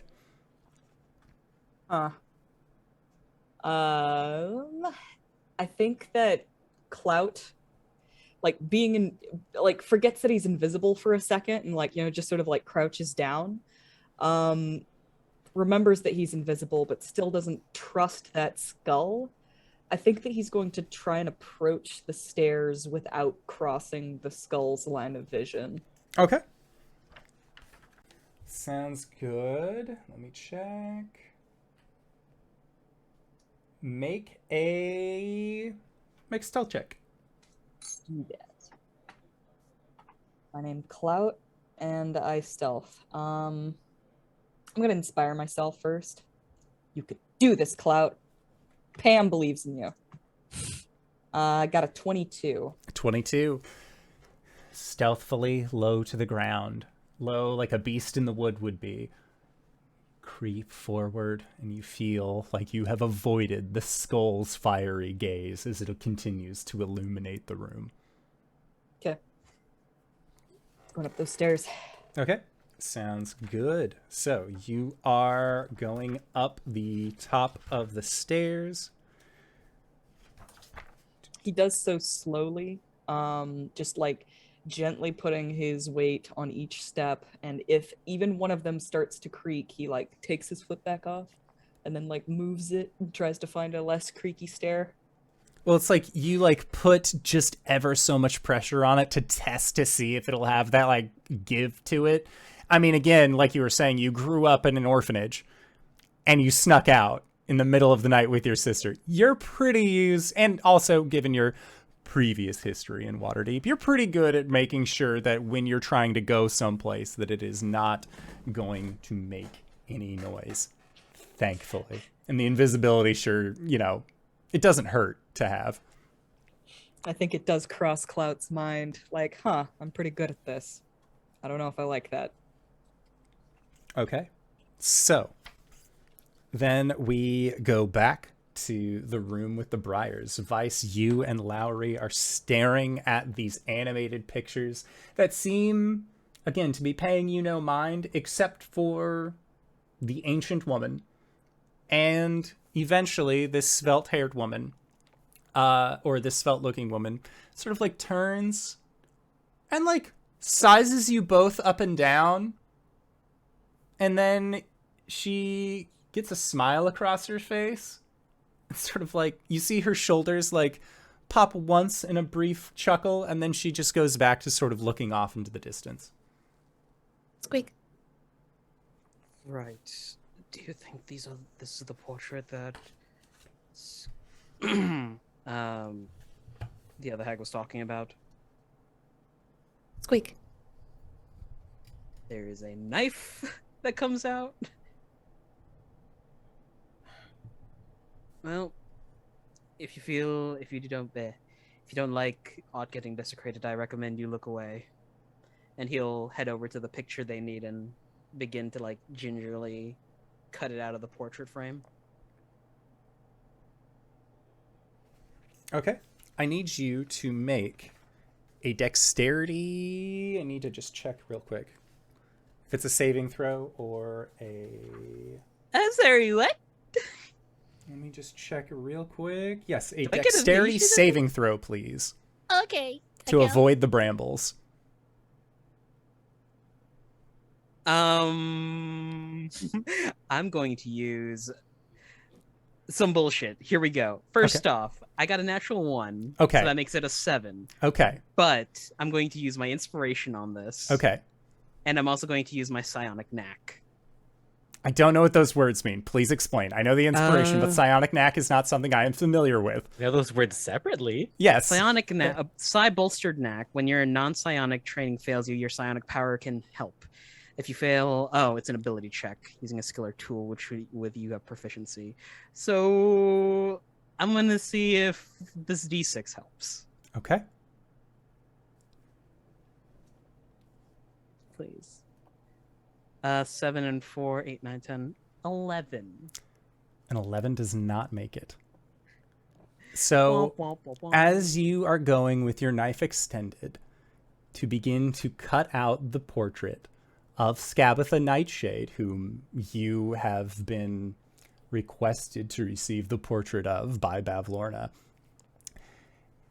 you can feel something scrape, or I guess it would be a sound, because you're using your dominant arm, and your dominant arm It's crystallized. is crystallized. So you just hear this like,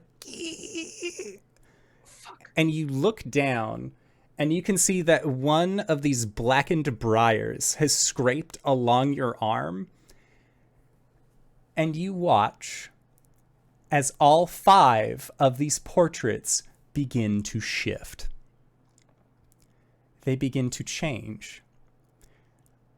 Along this portrait, you can see that the portrait of Tasha begins to shift and change. And where Tasha once stood is a tiefling girl in her late teens, early 20s. The next picture over, that is one of the hags. You can see shifts and changes. Then you see another younger tiefling girl, opalescent skin, horns, just sort of like looking around in this place. Curious. The picture that you are currently carving out is a picture of you, but it's not you. And Lowry, when you're looking, you see a picture of Vice appear, but the horn is where his has this amethyst crystal growing out of it. The horn is gone. It has a nice cap on it, but it is missing at about the halfway point. And you can see that where Vice, as you know him, has this crystalline amethyst arm, this one's almost mechanical. They have the same scars and same features, but they look different. They look the same, but odd. The fourth picture changes as well. And this picture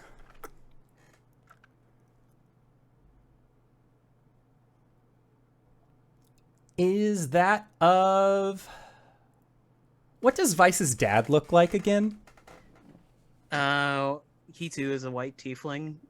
He has the crowned horn, the same as Vice, but it looks like a more serious and like sneering Vice. Like, this is a very greasy person. And on the fifth picture, where Baba Yaga is, it dissipates, and you see a figure. It must have been zoomed out to fit this individual all up in there. Vice, you would know him as the Ringmaster. Others might know him as Rakdos.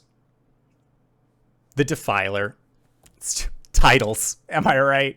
Big Daddy Rakdos. But there is just this hulking, devilish form, demonic form even, that just rests where the picture of Baba Yaga is, as all 5 of these pictures change to show not Scabatha's family, but Vice's.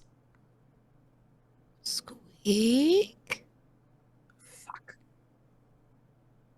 There's the sound of the dagger clattering to the floor, and Vice just starts cursing. Squeak, squeak, squeak. Fuck. Sorry, Lowry, I fucked up. Squeak. Now, Vice, as you say this, let's go back to Clout. Clout, you are winding the staircase. You get to the top. And let me just see here real quick. The door is not locked at the top of the stairwell. Fuck. It's just how it happens. All right, I'm going to push the door open. Okay. And as you push this door open, almost everything about this bedroom is orderly. From the bed with the patchwork quilt to the ornamental pigs arranged in a neat row on the dresser. Such tidiness is at odds, however, with the decaying dollhouse sitting on the bedside table. This 3-foot-tall edifice has seen better days and is now besmirched by peeling paint, mold, and rot.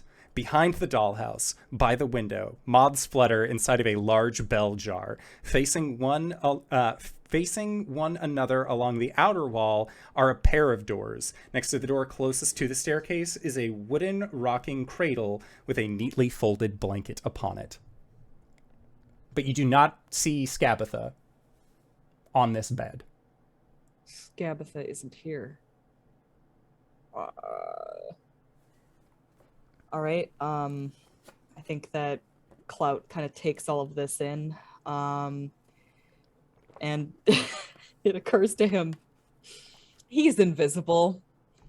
She's a hag. She could also be invisible. So he's gonna get closer to the bed and like listen really closely for like any breathing, or like, you know, try to investigate for like any depression on the bed that indicates that maybe she is actually here. Okay. Make a perception check. I do that. Also, I will need you to make a stealth check as well. All right. I'm going to resolve the perception check first. Okay. I rolled a 7, but I'm going to go ahead and add my inspiration to that. Okay. 7 plus 6, baby. I got a 13. Okay, a 13 for perception. Good. So for my stealth, here that comes. Advantage because invisible. Indeed. 21. 21. Okay, so you remain stealth. And as you get close to this bed, and you like gingerly put out like an invisible hand, like just looking for anything, you can hear a slight ticking noise. But it's small. Almost like a miniature wind-up toy, and you can hear that ticking noise coming from the small dollhouse that rests on the nightstand. Right. Yep. No, of course. It's a pipe bomb. Yay! Clout is going to sort of crouch down and peer into one of the windows of the house. Inside of this house, you can see that there are tiny rooms that have been built up.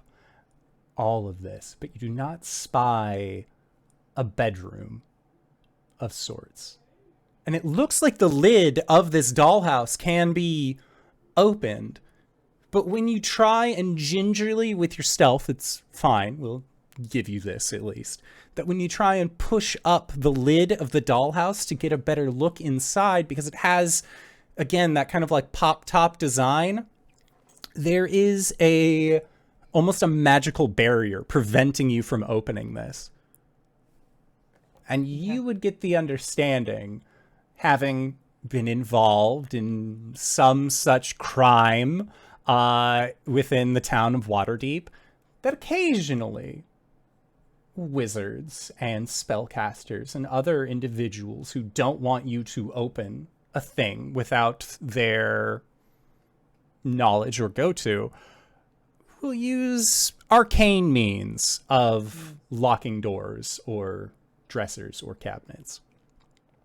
Fuck, I knew I should have taken knock.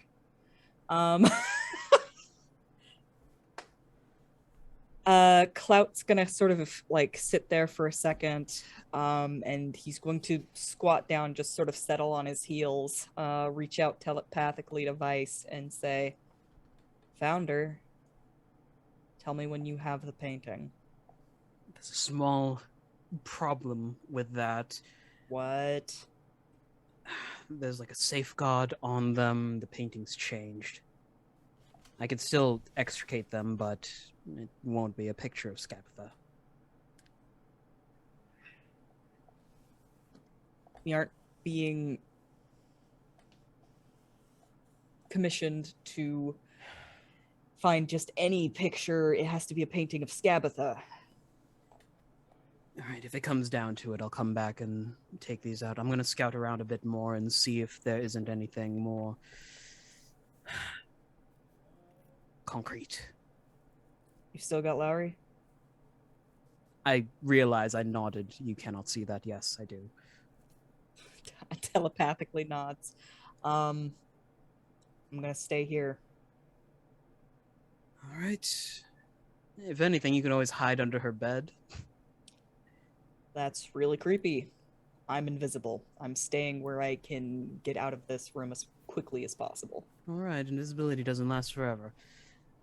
Vice out. Sounds good. Out. Who does he think he is? That's weird. Okay. Yeah. Vice is going to start looking around to see if there is an actual just portrait of Scapitha by There herself. is not. These seem to have been the only portraits in this room, anyways. There is a door to the south, and then you are assuming that the door to the west leads outside. Mm-hmm. Well, cutting these pictures out. Let's go. Likewise, there is the staircase that does wrap upwards. Oh, okay. Yeah. All right. Investigation first, and then if nothing turns up, then he'll come back down here and cut these pictures out. Yep. Sounds good. All right, so just want to make sure.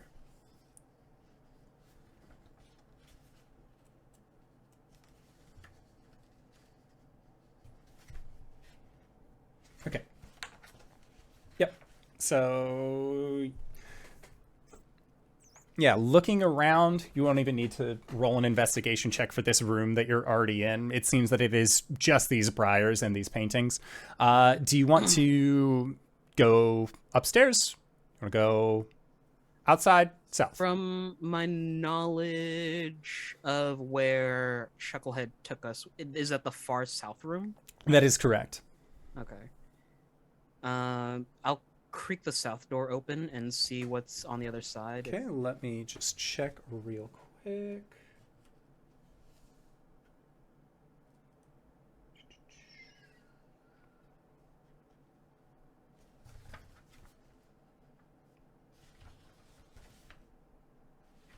Okay.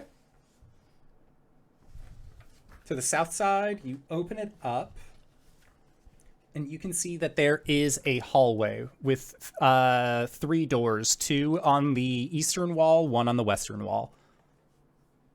And the hallway extends for roughly about 30 feet.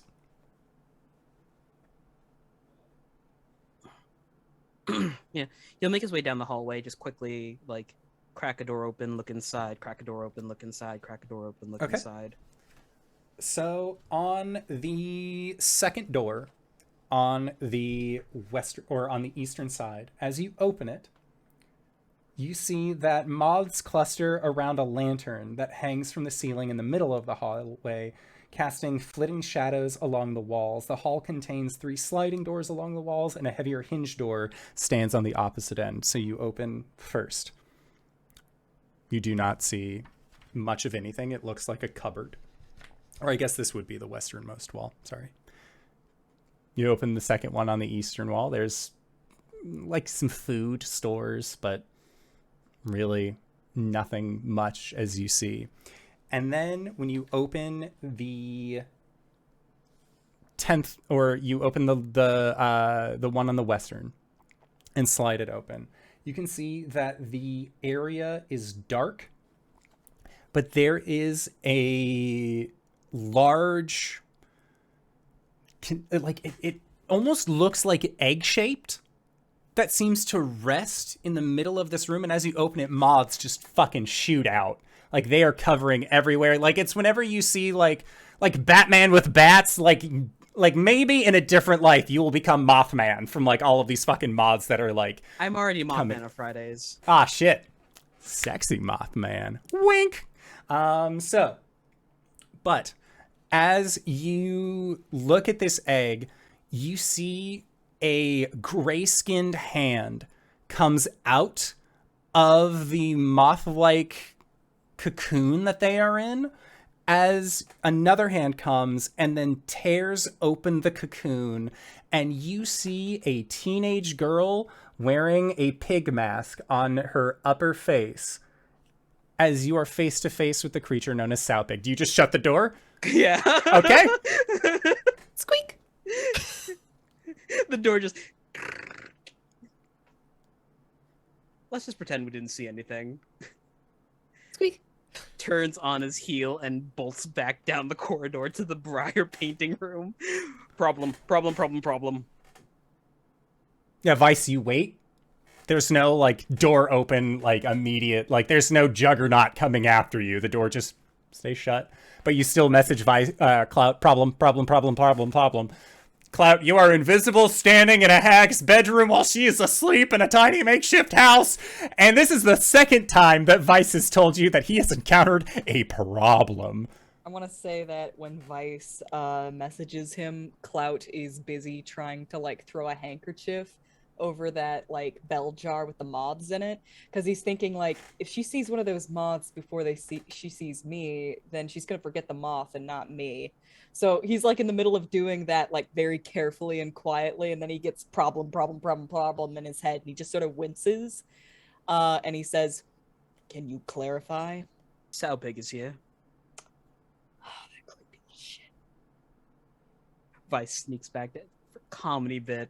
Sneaks back down the hallway, slides the door open a little bit. They just are standing in this room. Closes the door. She's not doing anything. Opens the door again. Make a stealth check. Sure. You have She's advantage in standing in that the... exact same position, but now 1 foot closer. She's right up against 37. that. 37. 37? Okay, yeah. She just... Standing. Maybe she can't do anything unless Scabatha tells her so. Should I see if she has any information we can use? Are you willing to take that risk? Can I roll an Arcana check to see if I know what this is? Yeah. Okay. Gosh, I mean, why your didn't I wild give myself shape- proficiency? What's that? I said your wild shape should be running out right about now, right? How long does my wild shape last with this? An hour, right? Let me see. 2 hours. Oh, okay. 7. I don't know anything. Nope. Why didn't I take proficiency in Arcana? Hey, there's still a chance. Last level, take a feat, take skilled. Take skilled, yeah. Should have inspired you. And then you can expertise Arcana to get an Just extra reach little over bump in and- it. Okay, we'll talk mechanics later. Yeah, yeah, yeah. Just reach over Anyway, and pat Vice's pocket. sure. Okay, so Clout, problem. Sowpig Yeah. is here. Can you? She's not doing anything. Oh, she's just standing there menacingly. Okay. Are you sure she saw you? No, it's pretty fucking stealthy. Did you? Is she guarding the painting? No, she's in a room. She came out of a moth egg. Gross. Gross. I know. Now, Vice, when you keep like open, shut, open, shut, open, shut, make a perception check for me. Oh my god. 14? 14.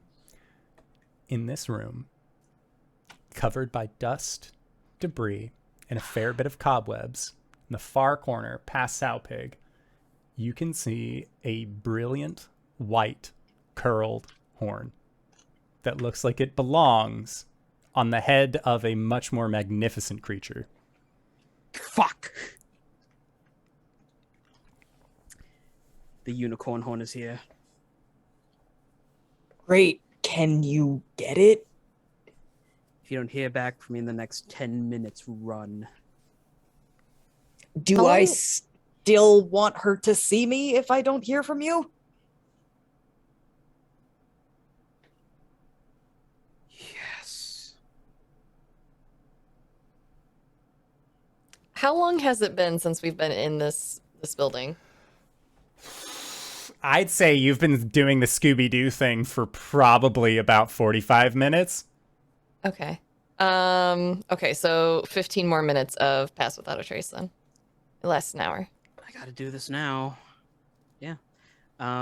Is Sowpig looking at the door? Or Yeah, is she's she looking just... at the door. Keeps opening and shutting in front of her, and she doesn't know why. She can't see the person opening and shutting the door. It's just... That's amusing.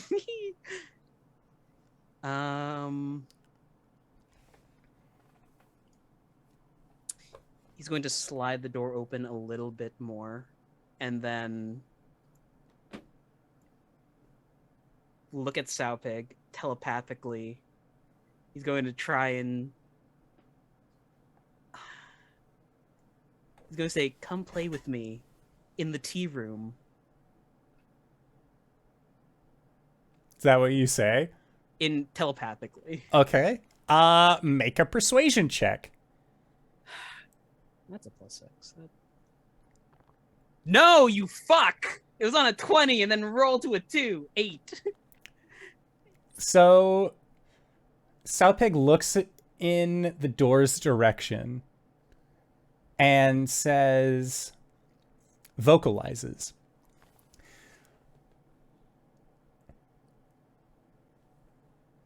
That seems like a task for the children. Do you have anything else for me to do?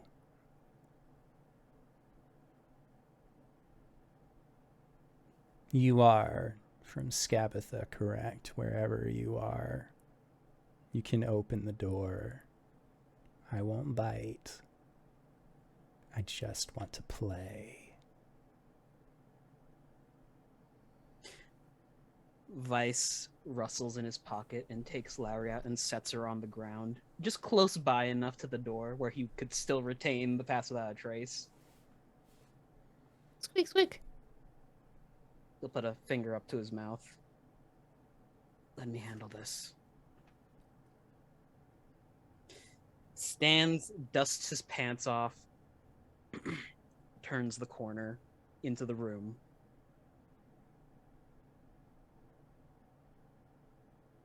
I don't have any particular instructions from Lady Scabatha. I was just touring the facility, as it were. I see. Are you a new friend? Mother has so many friends. We're in talks about an alliance, but I hope the prospect is positive. I could be your friend for the time being. You don't want to be my friend. Why not? And she says, Mother brings me friends. They always break. That doesn't sound like friendship to me. That sounds more like she's bringing you toys. And that is not friendship. And Vice, as you say that, you look in the corner, like just like a quick eye shoot to the unicorn horn, and scattered along the floor are humanoid shaped dolls, many of which have like arms that are missing, some of which you can see have moth wings that are like crumpled that have been attached to the backs of them.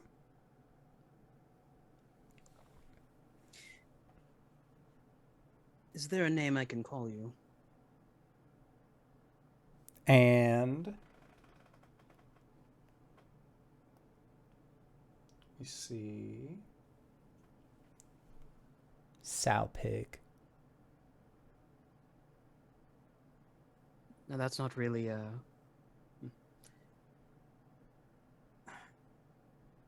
I won't make fun of your name. It's just that seems a bit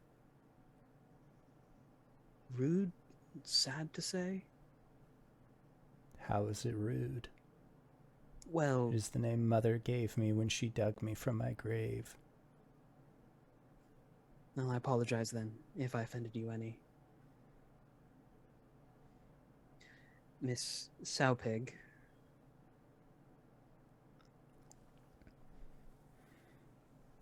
If you are looking for a friend that won't break, I could be yours. And you can see that there is, like, pig top mask. A smile creeps up. Almost rictus in nature.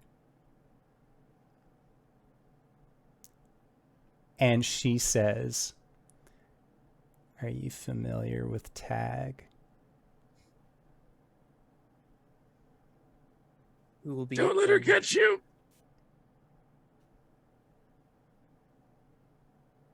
Who will be the tagger and who will be the tagged?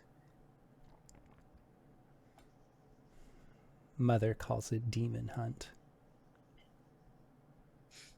And I am the demon. Now, if I remember the rules of this particular variant of tag, I get to throw beans at you to stop you. You know that, right? She takes a step forward. Vice gives a wild grin, and there is a flutter of the coat as he turns heel and runs. Okay. Sounds good. What direction are you running?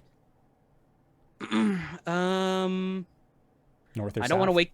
I don't want to wake the dragon up. Are you taking Lowry with you? No. He set Lowry he's on the leaving- ground. He's leaving her there. Because then she can get the horn. Don't panic. It's fine. I am panicking. I'm gonna panic no matter what. Just keep going. Was the southern door open? The southern door. Because I checked all the doors. Or like, was it locked? Any?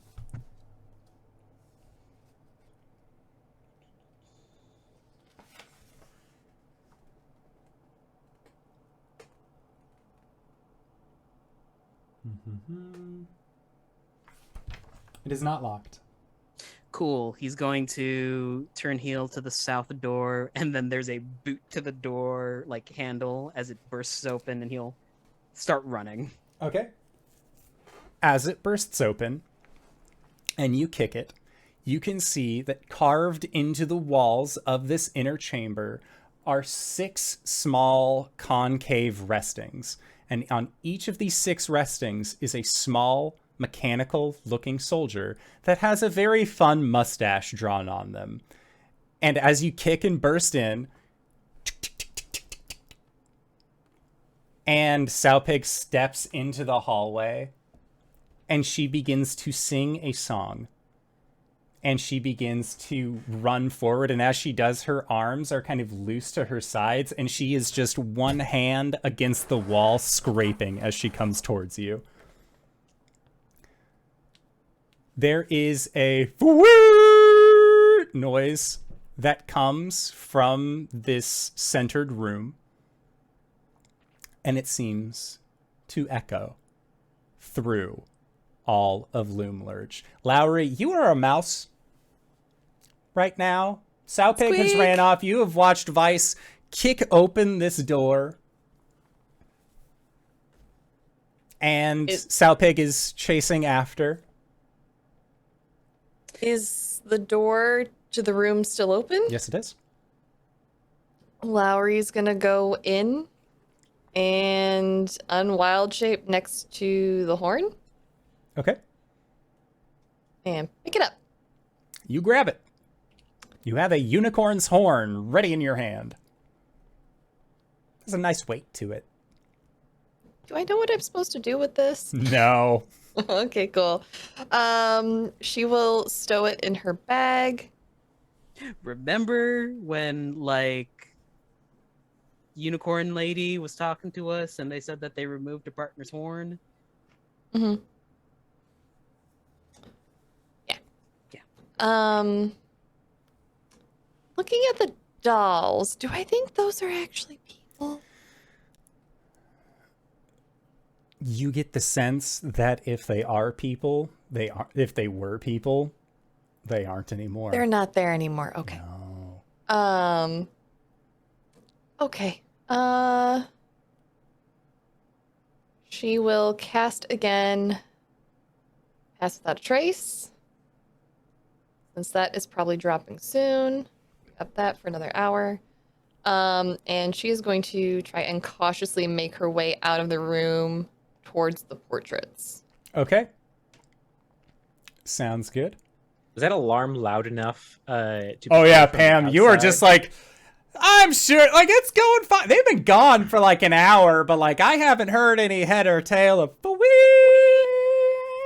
Now's my time to shine.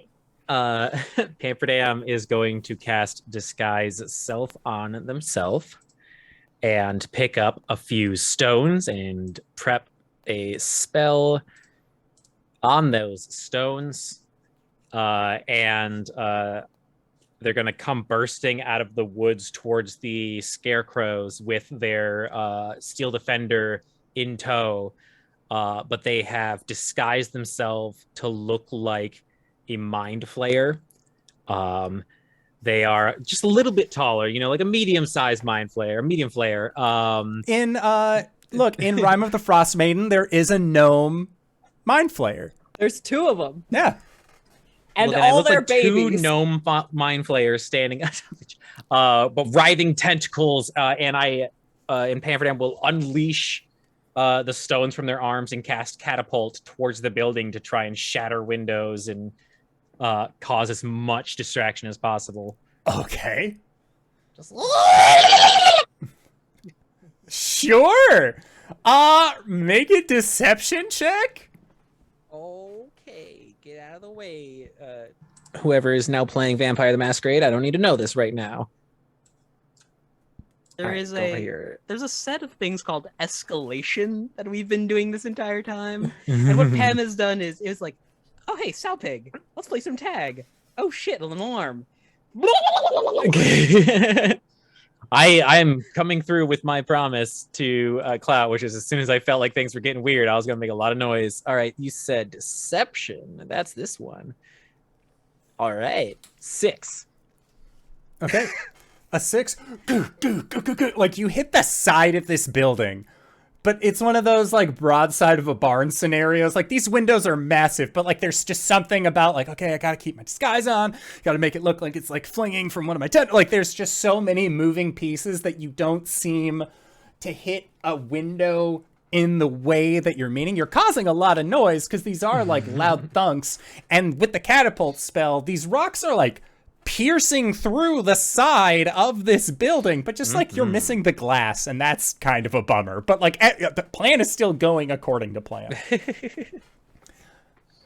Okay, so Pam, you are causing general havoc to the side of this building. Vice, you have kicked the door into this building. Sowpig is scraping the wall, coming after you, singing a song as she is playing Demon Hunt.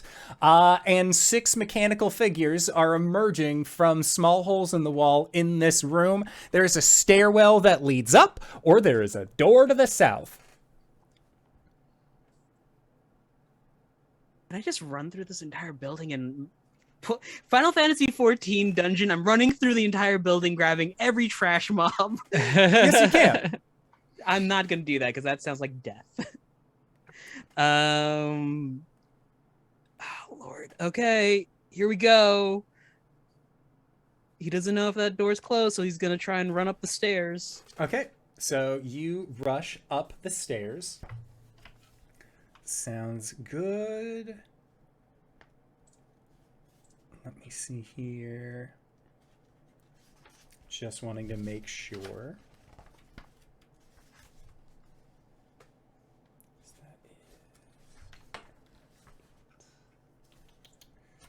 Lord help me. You gotta love this game. It's fun. Dungeons and Dragons is a silly game. I'm playing tag, y'all. I think this is more like Thanos tag, where if I get tagged, I'm gonna get snapped from existence.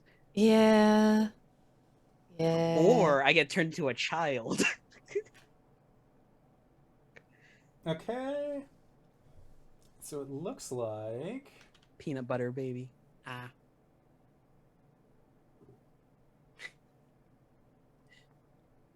As you go to the top of the stairs, you see that there are 4 of these mechanical soldiers that are waiting at this landing before there is another door past them. And as you arrive, spears, like they all bring out spears, and looking behind you, this group of 6 is making their way up the stairs with Sowpig behind them. Lowry, you have grabbed onto this. Time to get the fuck out. Going in a different direction from, I mean, you have the horn. And then did you guys take all of the pictures or just one? We didn't. I don't think we took any. We weren't able to. We were gonna scout around a little bit longer. Lowry was gonna head back to see if she could get the painting that used to be, the one that we wanted. Vice has started carving into it. So. Oh, you're already there? Okay. Well, no. He's not there currently. Okay. Not there currently, but before he had started carving into it. Yeah. She's heading back for the portraits. Okay. Yeah, so you go back to the portrait room. Clout, you are invisible. You've put a small sheet atop of these moths. Foo-wee. 3 for 3. You're guessing that that's from Vice. Yep. He's gonna start taking a few steps back towards the stairs. Everything in him is telling him to run, but he's all like, all right, stick to the plan. And he's gonna drop the invisibility. He's gonna look over at that little dollhouse. He's like, all right, look at me. Look at me. Look at me. And he's gonna cast thaumaturgy and just literally rattle the dollhouse. Just like, oh. So before you even need to rattle it, Great. you hear a as the lid of this dollhouse creaks open, just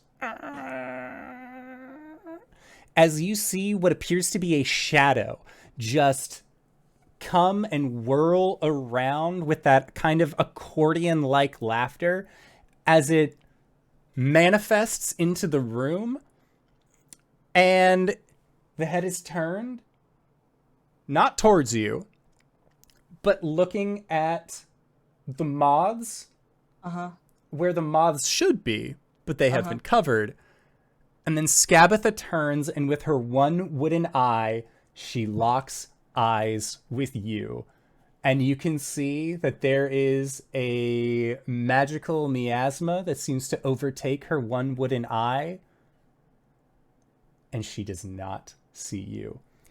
And as Skabatha forgets you for the remainder of the day, that is where we are going to call it for tonight's session. So tune in next week to find out how the art of fuckery can sometimes not go according to plan, but also exactly according to plan. I have a great time whenever these people... Sorry. That's okay. I have a blast whenever these folks are on the channel, and I'm super excited to get back to it next week. RJ, where can we find you? What do you do? Hello, everybody. My name is RJ, and you can catch me at rjustice282 on Twitter and Twitch, where I tweet about the nerdy things in my life. You can find me here on Mondays and Sundays. Mondays for our D&D 5e homebrew campaign as a wizard, a Shatterkai wizard, and I think I'm about to drop some more meteors on people. Of course, here as Vice, and you know what's what. Thursdays, Thursdays and Saturdays are Red GGK. Thursdays for our Urban Shadows, Good Society hack game called Elegant Creatures. It's gonna be fine. Everything's imploding around me. Saturdays, we're doing Pathfinder, and we're part of a circus. I'm a gnome whose brother is a goblin, and I'm the ugliest goblin ever seen. Finally, Sunday mornings over at the HypeGoblin's channel. DanaeKeener.com. Don't forget Tuesdays. Tuesdays, yeah, we're doing a challenge over on Sarah's channel where it's Stardew Valley, complete the community center in year 1. Yeah. I think we're pretty good on track for that. I think so, as long as we don't get Royally distracted. fuck it up. Yeah. Anyway, DanaeKeener.com.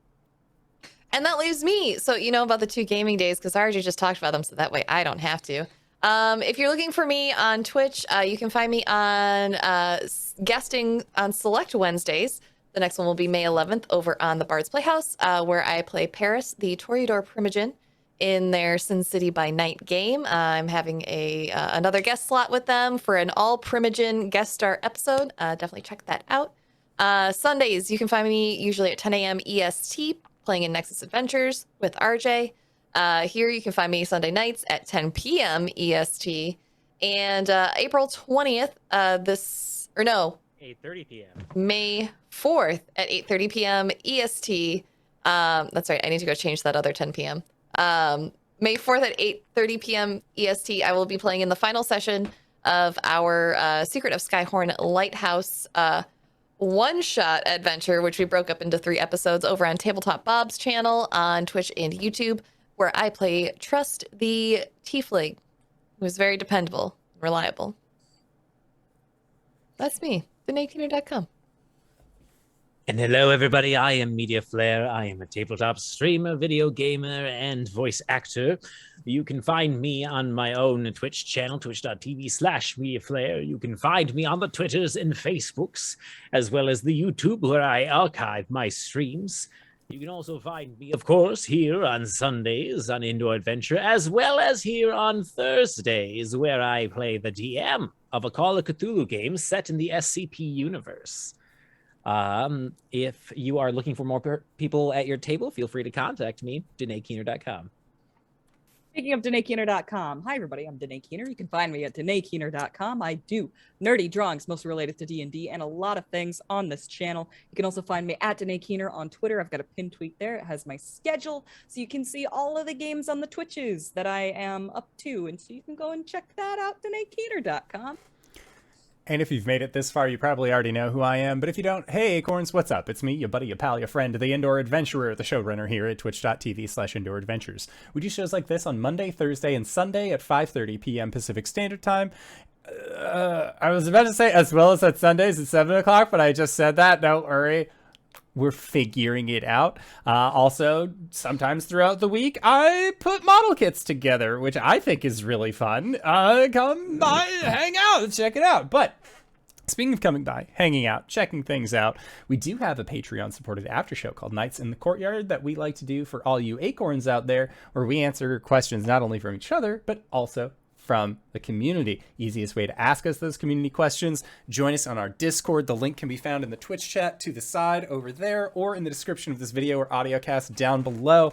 Come on and join us. Posting questions for the courts. I got questions in there. I see other people already got questions in there. It's going to be a fantastic time, so be sure to come and check that out. But that is it for our show. So I'd like to once again say thank you to everybody who decided to stop on by. Thank you to these players for putting up with my bullshit once again this week. And we'll see all of you guys next time. All right, everybody. Bye-bye. Bye.